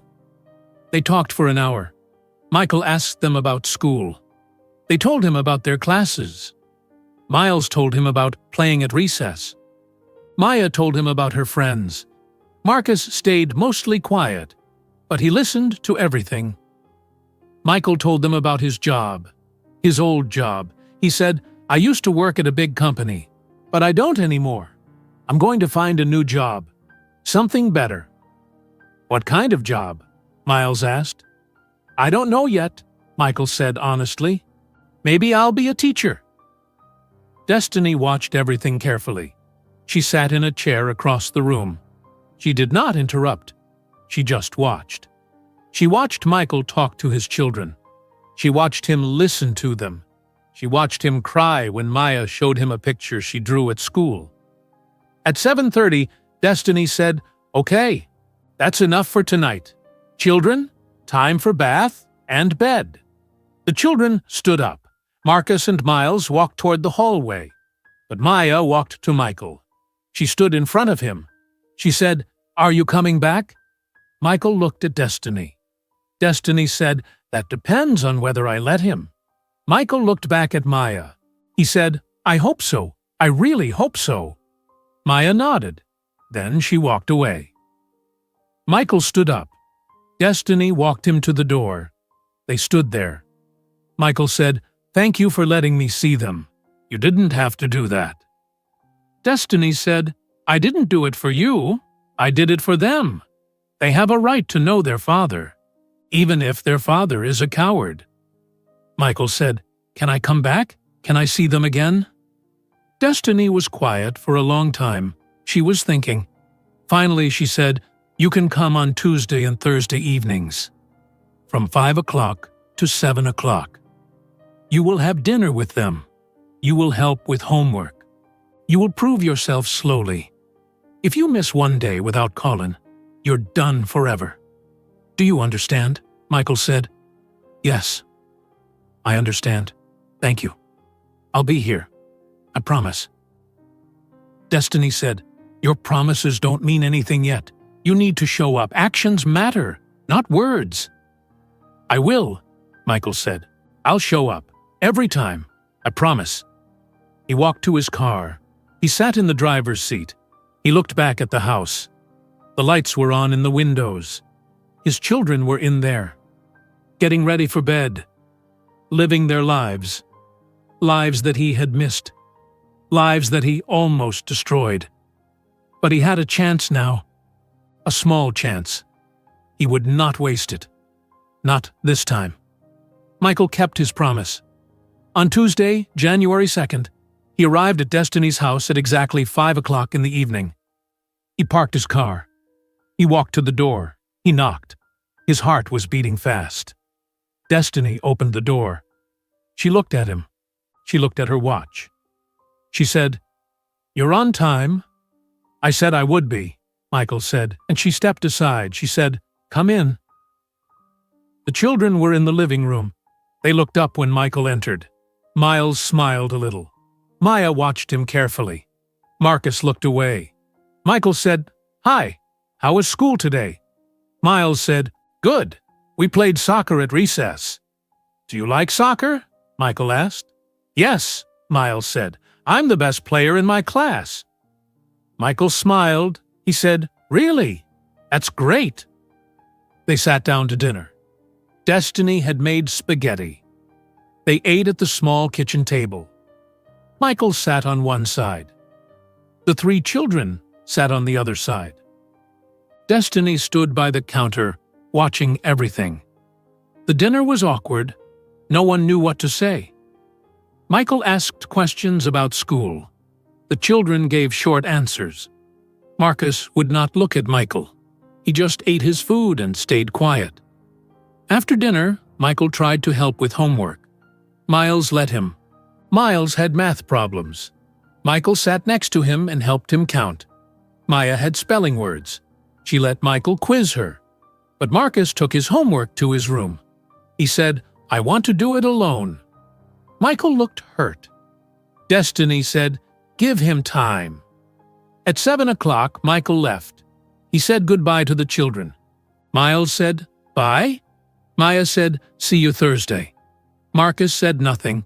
Michael came back on Thursday, and the following Tuesday, and the following Thursday. He came every week. He was never late. Not once. He showed up exactly when he said he would. On the second week, Michael brought gifts. A book for Marcus about dinosaurs. A soccer ball for Miles. A puzzle for Maya with a picture of a castle. He gave them out after dinner. Miles was excited. He said, "A soccer ball, thank you." Maya smiled and said, "I love puzzles." But Marcus took his book and put it down without looking at it. He said, "Thank you," but his voice was flat. Destiny pulled Michael aside.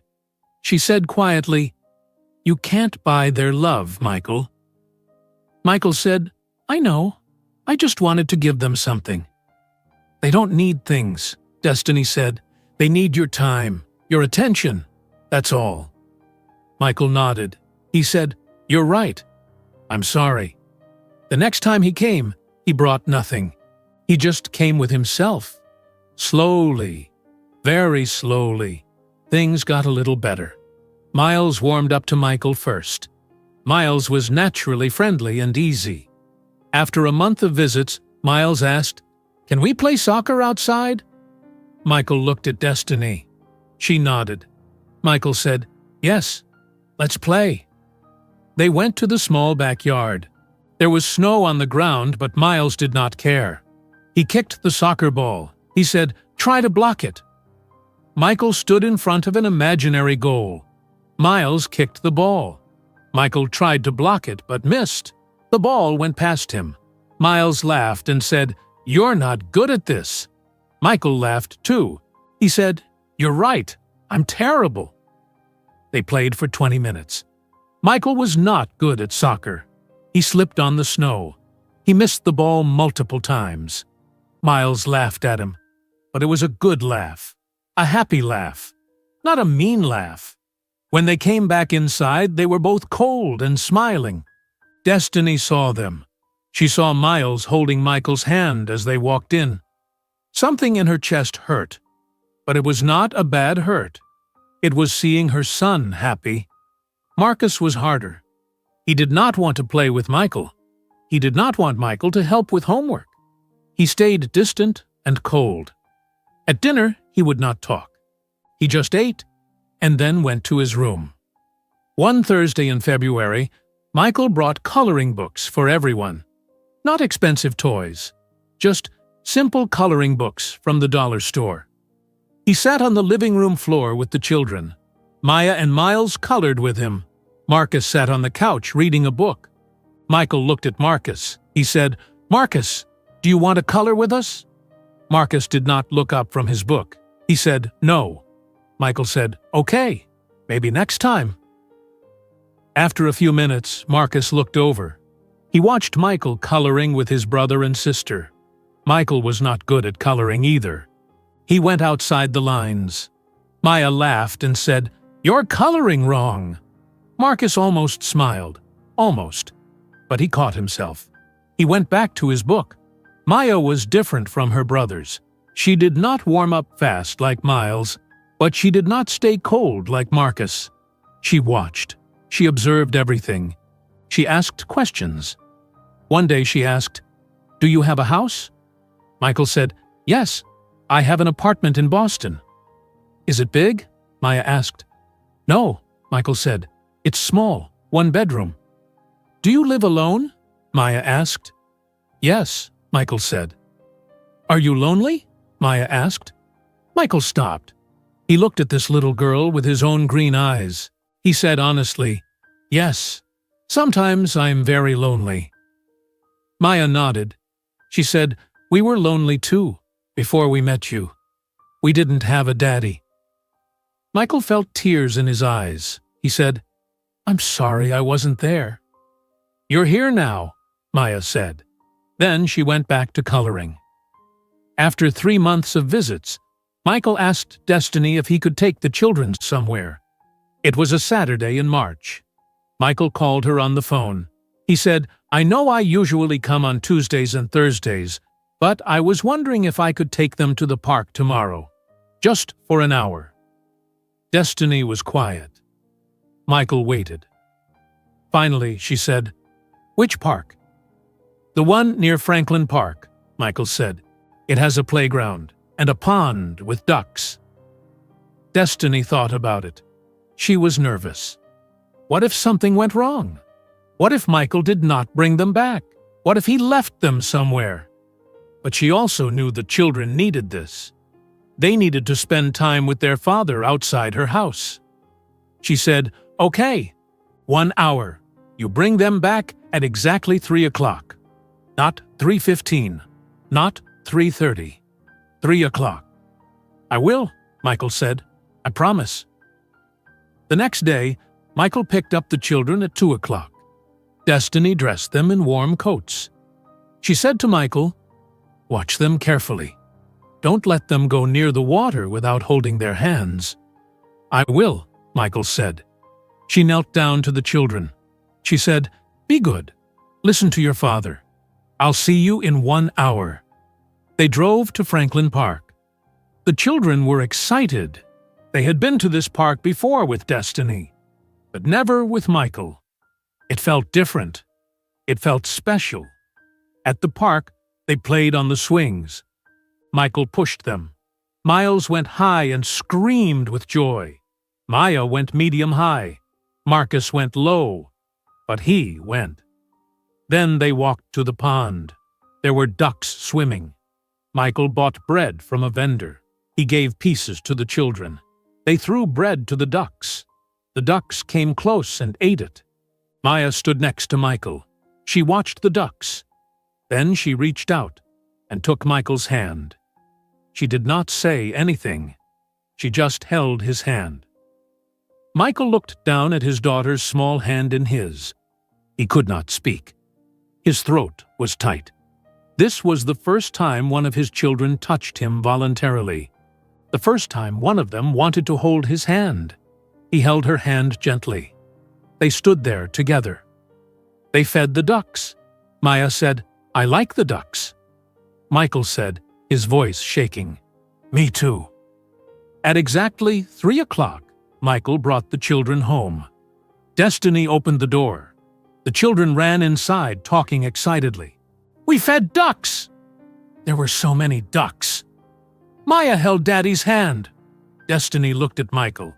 He had tears in his eyes. She said, What happened? Michael said, Maya held my hand. She just reached out and took it.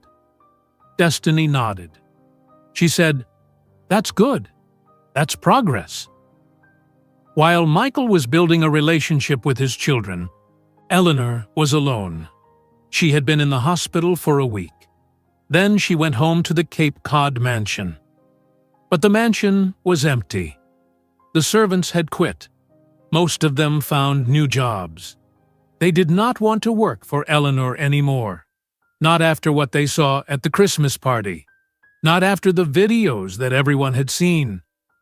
Eleanor hired a new nurse. Her name was Philippa. She was from Ireland. She was kind but firm. She helped Eleanor with her oxygen tank.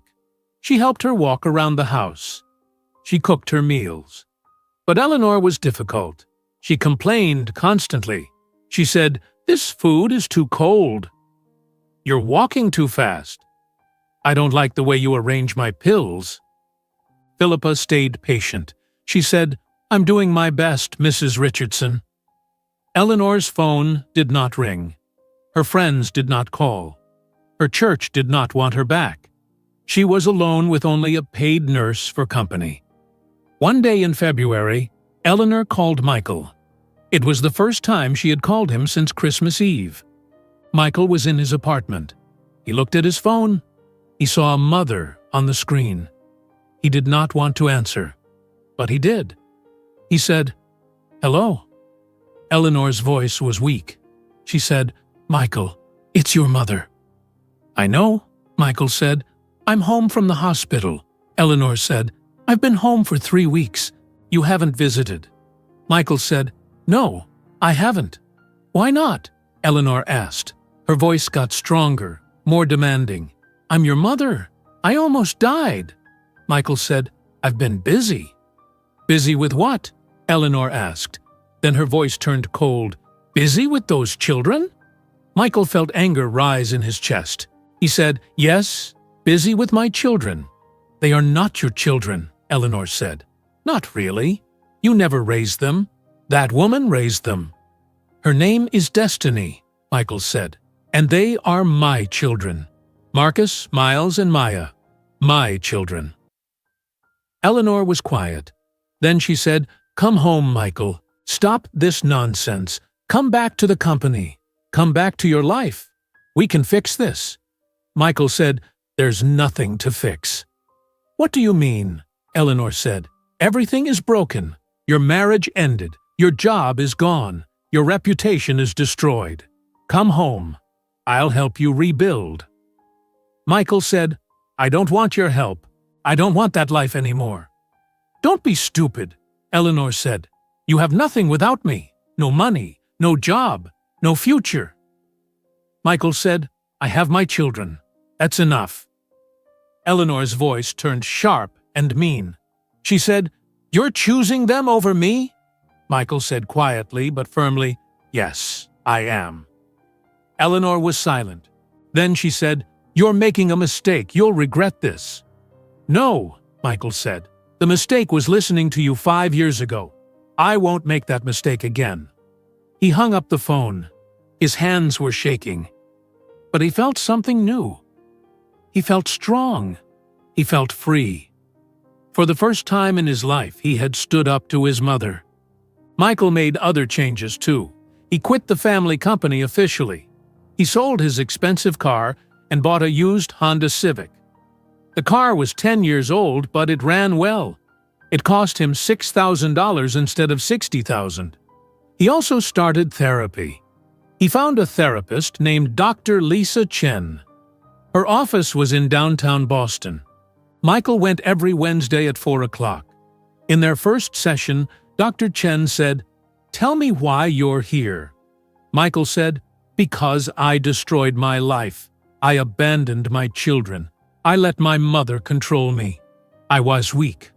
Dr. Chen wrote notes. She said, "Tell me about your mother." Michael talked for an hour. He told her about growing up under Eleanor's control. He told her about his father dying. He told her about never making his own decisions. He told her about the $500,000. Dr. Chen said, "You have dependent personality disorder. You rely on others to make decisions for you because you're afraid to be alone. You let your mother control you because you thought you couldn't survive without her." Michael said, "Can I fix it?" "Yes," Dr. Chen said, "but it takes work. You need to learn who you are without her. You need to learn to make your own choices. You need to build your own identity." Michael went to therapy every week. It was hard. It was painful. But he kept going. He also started looking for a new job. He did not want to work in real estate anymore. He wanted something meaningful, something that mattered. He thought about teaching. He had always loved to read. He loved books and stories. He applied to teach at public schools in Boston. He sent his resume to 10 schools. He got 4 interviews. 3 schools rejected him. But 1 school called him back, Dorchester High School. The principal, a woman named Mrs. Davis, said, "We need an English teacher for 10th grade. The pay is $52,000 per year. Can you start in September?" Michael said, "Yes, absolutely." It was March now. He had 6 months to prepare. 6 months to keep visiting his children. 6 months to prove himself. 6 months to become the father he should have been from the beginning. September came faster than Michael expected. His first day as a teacher at Dorchester High School was on Tuesday, September 4th. He woke up at 6 o'clock in the morning. He was nervous. He put on khaki pants and a button-down shirt. He looked at himself in the mirror. He did not look like the old Michael. That Michael wore expensive suits. This Michael wore simple clothes from Target. He drove to the school. It was a large brick building in Dorchester, not far from where Destiny and his children lived. Students walked through the halls. They were loud and full of energy. Michael found his classroom, room 212. He stood at the front of the class. 28 students walked in. They looked at him with curious eyes. Michael said, "Good morning. My name is Mr. Richardson. I'm your English teacher this year." A girl in the front row raised her hand. She said, "Are you new?" "Yes," Michael said. "This is my first year teaching." A boy in the back said, "What did you do before?" Michael thought about lying. He thought about making up a story. But he remembered Dr. Chen's words in therapy. "Be honest. Own your past." He said, "I worked at a real estate company, but I wanted to do something more meaningful, so I became a teacher." The students seemed to accept this. They opened their notebooks. Michael taught them about reading and writing. It was hard, much harder than he expected. But he liked it. At the end of the day, he felt tired but good. He went straight from school to Destiny's house. It was Thursday, his regular day to visit. He arrived at 5 o'clock exactly. He knocked on the door. Maya opened it. She smiled and said, "Hi, Dad." Dad. She called him Dad. Not Michael, not our father, just Dad. Michael's heart felt full. He said, "Hi, Maya. How was school?" "Good," she said. "Come in." Michael had been visiting for 9 months now. Since January. He had not missed a single Tuesday or Thursday. Not once. He came when he was tired. He came when he was sick with a cold. He came even when his car broke down and he had to take the bus. He always came. The children were used to him now. Dinner was less awkward. They talked more. They laughed sometimes. Even Marcus was starting to soften. Just a little bit. At dinner that night, Destiny made chicken and rice. They sat at the table. Miles said, "Guess what? I scored 3 goals in soccer today." Michael said, "3 goals? That's amazing." Miles beamed with pride. He said, "Coach said I'm the best player on the team." "I believe it," Michael said. Maya said, "I got an A on my spelling test." "That's wonderful," Michael said. "You've been working hard on your spelling." Marcus was quiet. He ate his food. But then he said something. He said, "I finished my dinosaur book, the one you gave me." Michael looked at him. Marcus was looking at his plate, not at Michael. But he spoke. He acknowledged the gift. He acknowledged Michael. This was progress. Michael said, "Did you like it?" Marcus nodded. He said, "It was good. Do you have any more books about dinosaurs?" "I can find some," Michael said. "I'll bring them next time." Marcus nodded again. He almost smiled. Almost. After dinner, Michael helped with homework. He sat with Maya and practiced her math. He sat with Miles and helped him read a chapter book. Marcus did his homework at the table next to them. He did not ask for help, but he stayed in the same room. He did not go to his bedroom like he used to. At 7 o'clock, Michael got ready to leave. The children said goodbye. Miles hugged him. Maya hugged him. Marcus said, "Bye," and waved from across the room. Michael walked to the door with Destiny. She said quietly, "He's getting better, Marcus. He's starting to trust you." Michael said, "Do you think so?" "Yes," Destiny said. "It's slow, but I see it." Michael said, "Thank you for letting me keep coming.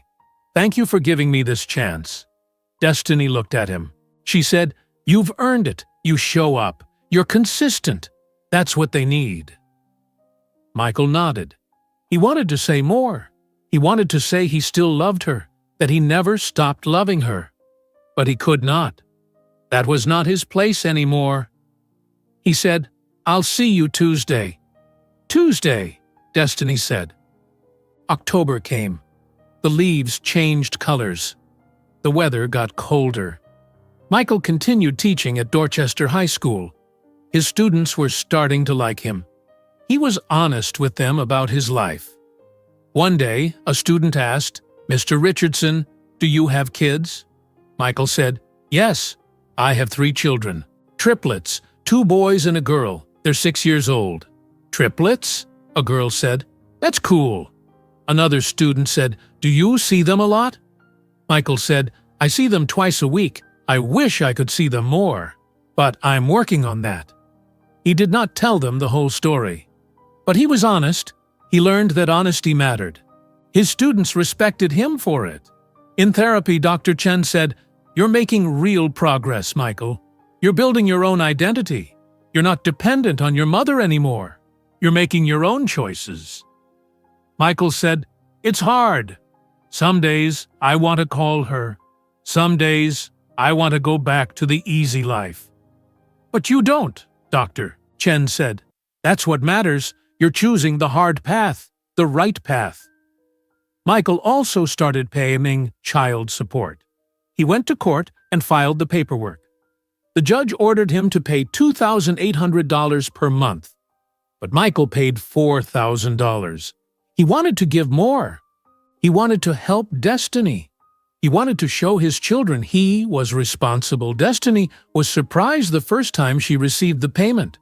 She called him. She said, "You're paying more than the court ordered." Michael said, "I know.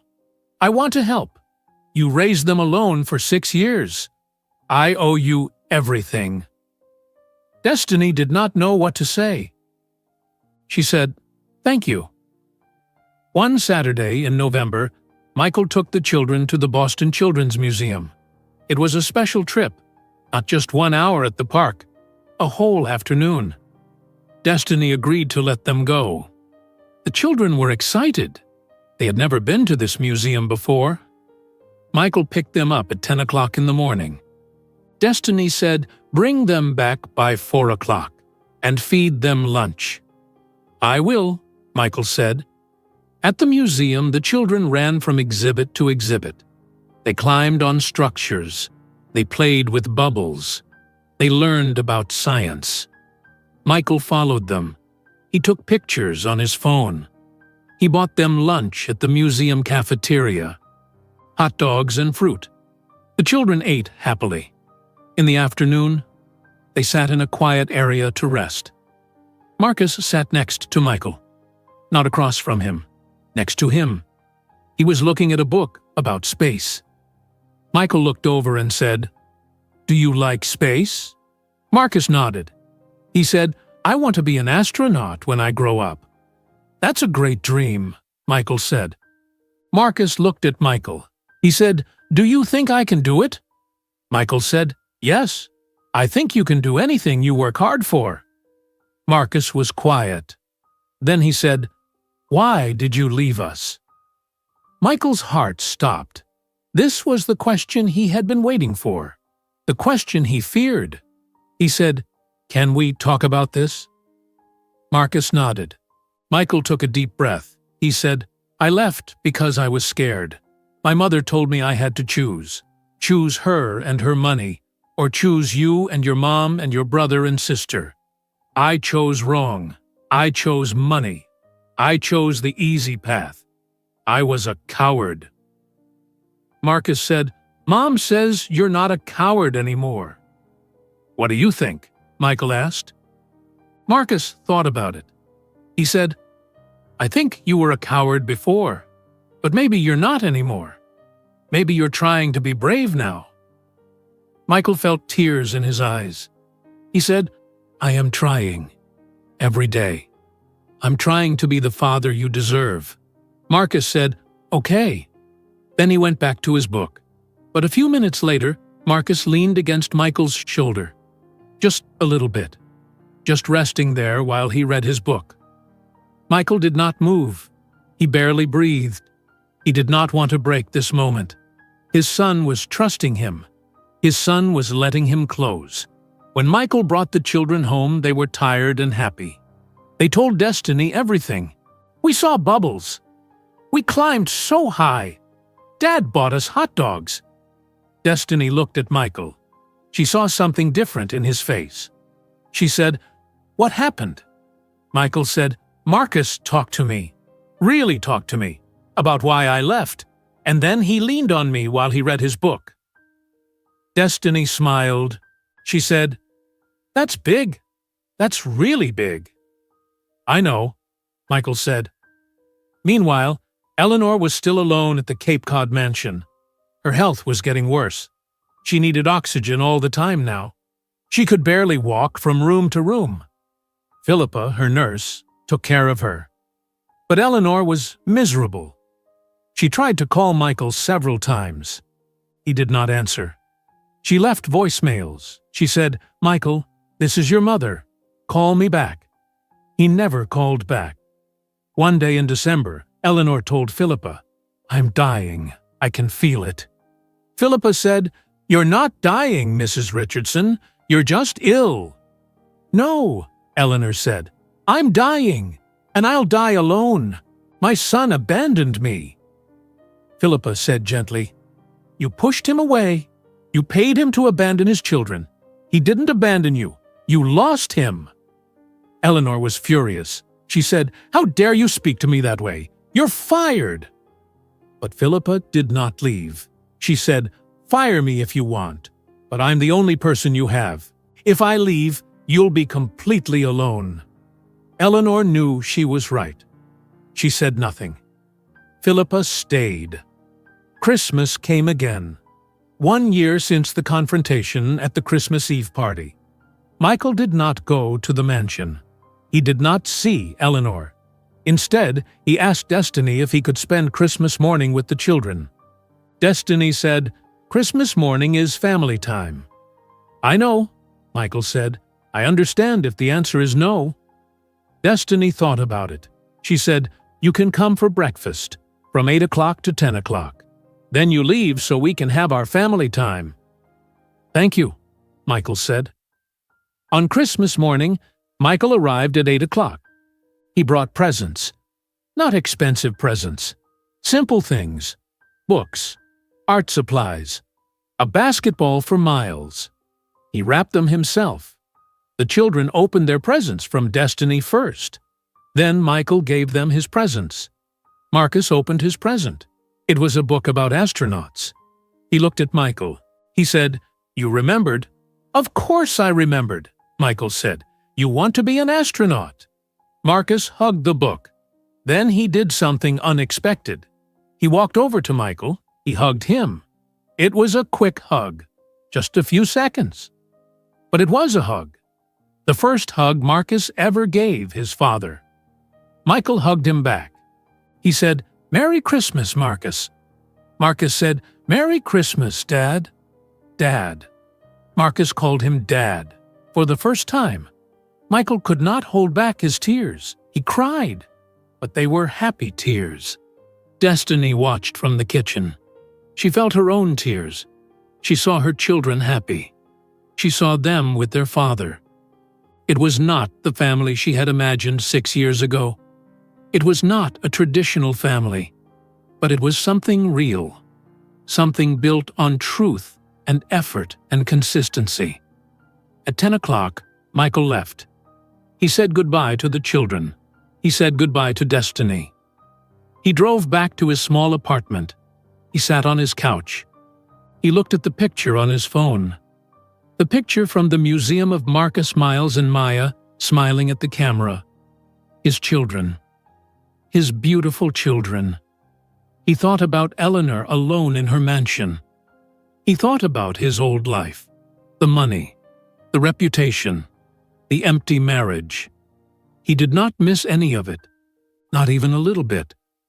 His phone rang. It was a number he did not recognize. He answered.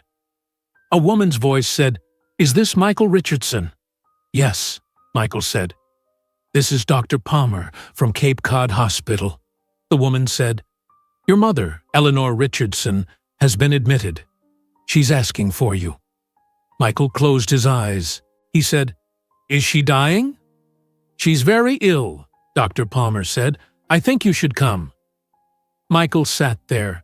He thought about Eleanor. She was still his mother. She gave him life, but she also taught him to be afraid. She taught him to choose money over love. She paid him to abandon his children. He said to Dr. Palmer, "I'll come, but only if I can bring my children." Dr. Palmer was quiet. She said, "I'll tell her."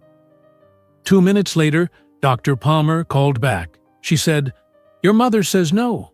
She won't see the children." Michael said, "Then I won't come." "Are you sure?" Dr. Palmer asked. "She might not have much time left." Michael said, "I'm sure.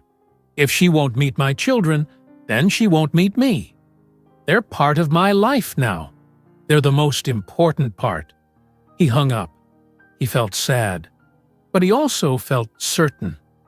He made the right choice. For the first time in his life, he chose his children over his mother. He chose love over obligation. Eleanor died 2 weeks later on January 9th. Philippa found her in the morning. She died in her sleep, alone except for the nurse. The hospital called Michael.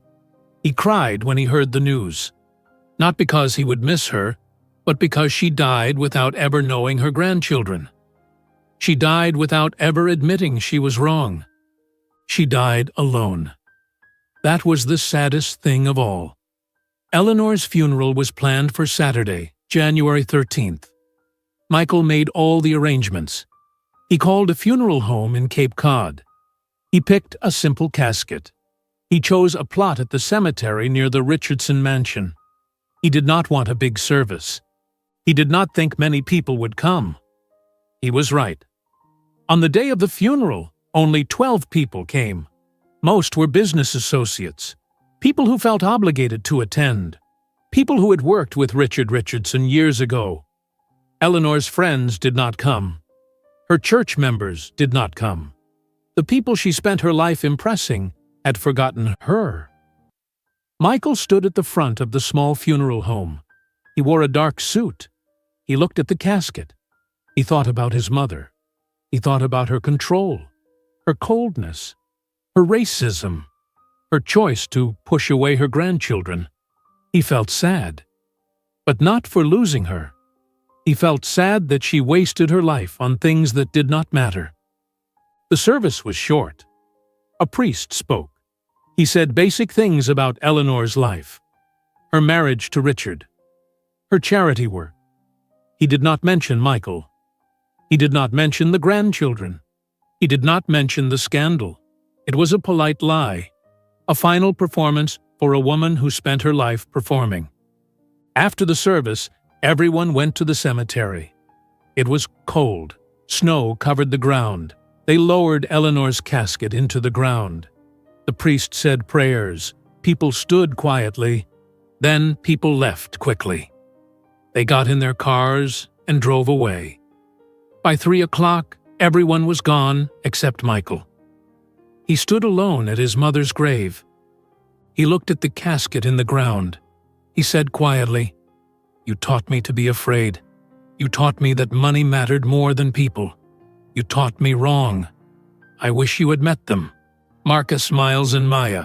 They're beautiful. They're smart. They're kind. They're everything you said they shouldn't be. And they're everything that matters." He turned to leave, but then he stopped. He pulled out his phone. He called Destiny. She answered. He said, "Can I bring the children here, to the cemetery? I want them to see their grandmother's grave." Destiny was quiet. Then she said, "Why?" "Because they should know where they came from." Michael said, and the good and the bad. They should know their history, all of it. Destiny said, "Okay, but you explain it to them. You tell them who she was." "I will," Michael said. An hour later, Michael picked up Marcus, Miles, and Maya. They were 6 years old now, old enough to understand some things. He drove them to the cemetery in Cape Cod. They walked through the snow to Eleanor's grave. The children looked at the headstone. It said, "Eleanor Richardson, beloved wife and mother." Maya read it slowly. She said, "Is this our grandmother?" "Yes," Michael said. Miles asked, "Why didn't we meet her?" Michael knelt down in the snow. He looked at his 3 children. He said, "Because she made bad choices. She didn't want to meet you. She thought you weren't good enough, but she was wrong. You are perfect." Marcus said, "Why did she think we weren't good enough?" Michael knew he had to tell them the truth. They were young, but they deserved honesty. He said, "Because your skin is brown. Because your mom is black. My mother thought that mattered. She thought people should only marry people who look like them. She was wrong. That kind of thinking is called racism. It's wrong. It hurt people. It hurt you. It hurt your mom. It hurt me, too." The children were quiet. They looked at the grave. Then Maya said, "That's sad." "Yes," Michael said. "It's very sad. She died alone because she chose to be afraid instead of choosing love." Marcus said, "I'm glad we have you now, even if we didn't have her." Michael hugged all 3 children. He said, "I'm glad I have you too." They stood at the grave for a few more minutes. Then they left. On the drive home, Miles said, "Dad, are you sad your mom died?" Michael thought about it. He said honestly, "I'm sad she never changed. I'm sad she never knew you. But I'm not sad she's gone. She hurt too many people. Sometimes people hurt us, and it's okay not to miss them." The children seemed to understand. They were quiet the rest of the drive. 2 weeks after the funeral, Eleanor's lawyer called Michael. His name was Mr. Harrison. He said, "We need to read your mother's will. Can you come to my office?" Michael went to the lawyer's office in downtown Boston. Mr. Harrison was an old man with white hair. He sat behind a big desk. He opened a folder. He said, "Your mother's will is simple. She left everything to you. The mansion, the company shares, her investments, her bank accounts, everything." Michael said, "How much is it?" Mr. Harrison said, "After taxes and debts, approximately $50 million. $50 million. The same amount Eleanor spent her life protecting. The same fortune she used to control Michael. The same money that drove her to pay Michael to abandon his children. Now it was his." Michael said, "I don't want it." Mr. Harrison looked confused. He said, "I'm sorry?" "I don't want the money," Michael said. "Not for me. I want to set up trust funds for my children. Marcus, Miles, and Maya Richardson. $15 million each. They get the money when they turn 25. Mr. Harrison wrote notes. He said, "That's $45 million. What about the other $5 million? "Give it to charity," Michael said. "Split it between Massachusetts General Hospital and organizations that help single mothers." Mr. Harrison said, "Are you sure you're keeping nothing for yourself?" "I'm sure," Michael said. "I have a job. I have an apartment. I have my children. I don't need her money. I don't want her money. I want her legacy to be them. 3 beautiful black children who carry the Richardson name. That's the legacy that matters." Mr. Harrison nodded. He said, "I'll prepare the paperwork." Michael left the office. He felt lighter. He felt free. The money that controlled his life was gone. Now it would help his children. Now it would help other people.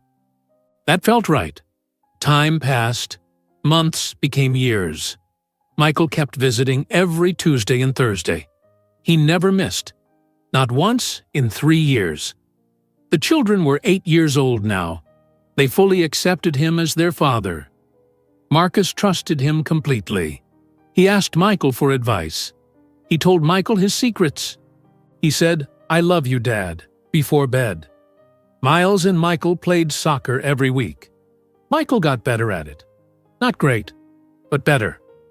Miles laughed less at him now. Sometimes Miles said, "Good kick, Dad." Maya asked Michael to read to her every Thursday night. She picked the books. They read together on the couch. Sometimes Maya fell asleep on Michael's shoulder. Those were Michael's favorite moments. Destiny watched all of this. She saw Michael change. She saw him become the father he should have been from the start. She never fell in love with him again. That part of her heart was closed. But she respected him. She trusted him. That was enough. One day, Michael asked Destiny, "Can I see them more than twice a week? Can I have them on Saturdays sometimes?" Destiny thought about it. Then she said, "Yes, but you have to plan things, activities, experiences, not just sitting in your apartment watching TV." "I will," Michael said. So Michael started taking the children on Saturdays too. They went to museums. They went to the library. They went to movies. They went to the park. They built memories. Slowly. Carefully. Real memories based on presence and consistency. On Marcus, Miles, and Maya's 9th birthday in January, Destiny threw a party at her house. She invited their friends from school. She invited her parents, who came from Atlanta. She invited Kenya and Jasmine. She invited Michael. The house was full of children and noise and laughter. Destiny made a big chocolate cake.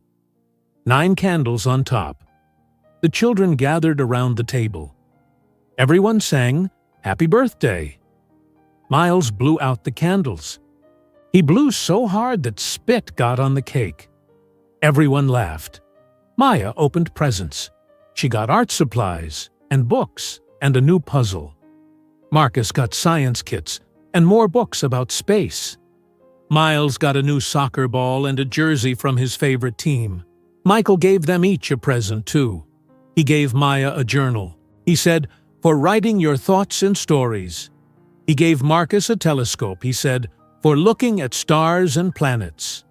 He gave Miles tickets to a professional soccer game.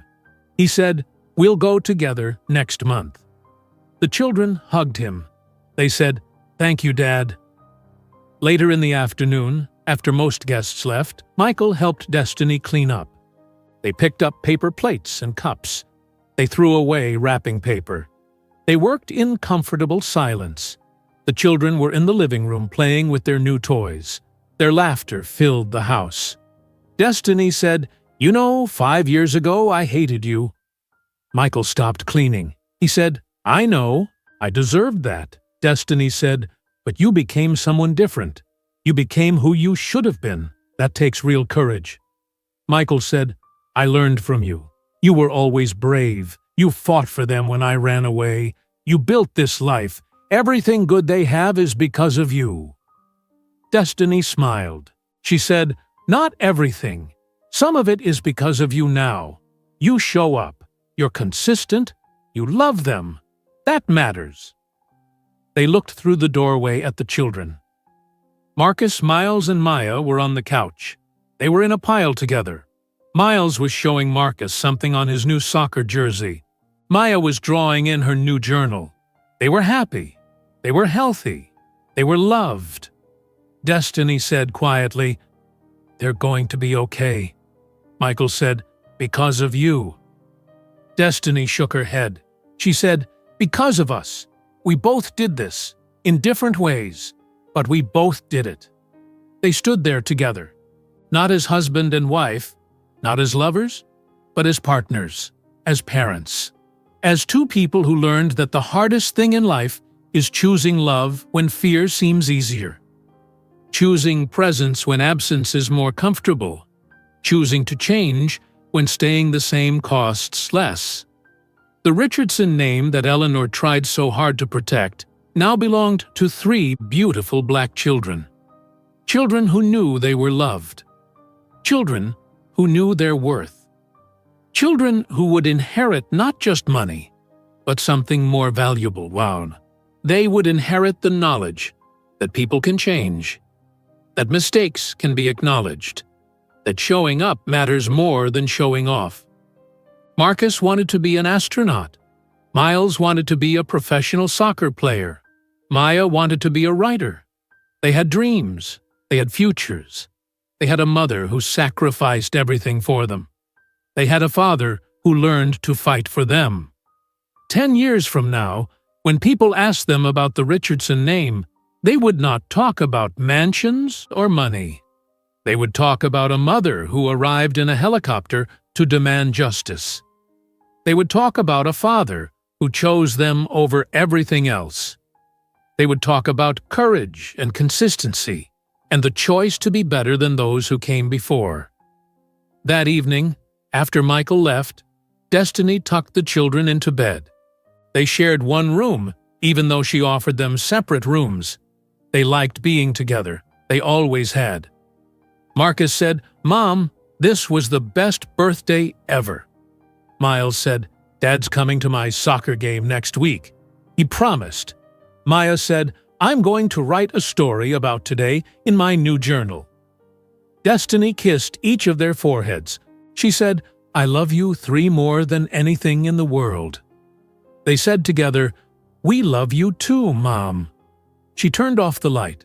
She stood in the doorway and watched them settle in. 3 children who almost did not exist. 3 children someone paid to erase. 3 children who survived and thrived because one woman refused to let them be forgotten. Destiny closed the door gently. She walked downstairs. She sat on her couch. She looked at the pictures on the wall. Pictures of her children growing up. And now, in recent pictures, Michael was there too. Not in every picture, but in some. Present. Part of their story. She thought about Christmas Eve 5 years ago. The helicopter, the mansion, the confrontation. She thought about Eleanor's face. She thought about the videos going viral. She thought about destroying the perfect lie. She did not regret any of it. Her children deserved to exist without shame. They deserved to know their father. They deserved the truth. She gave them all of that, not with money or status, but with courage, with showing up, with refusing to accept less than they deserved. That was the legacy that mattered.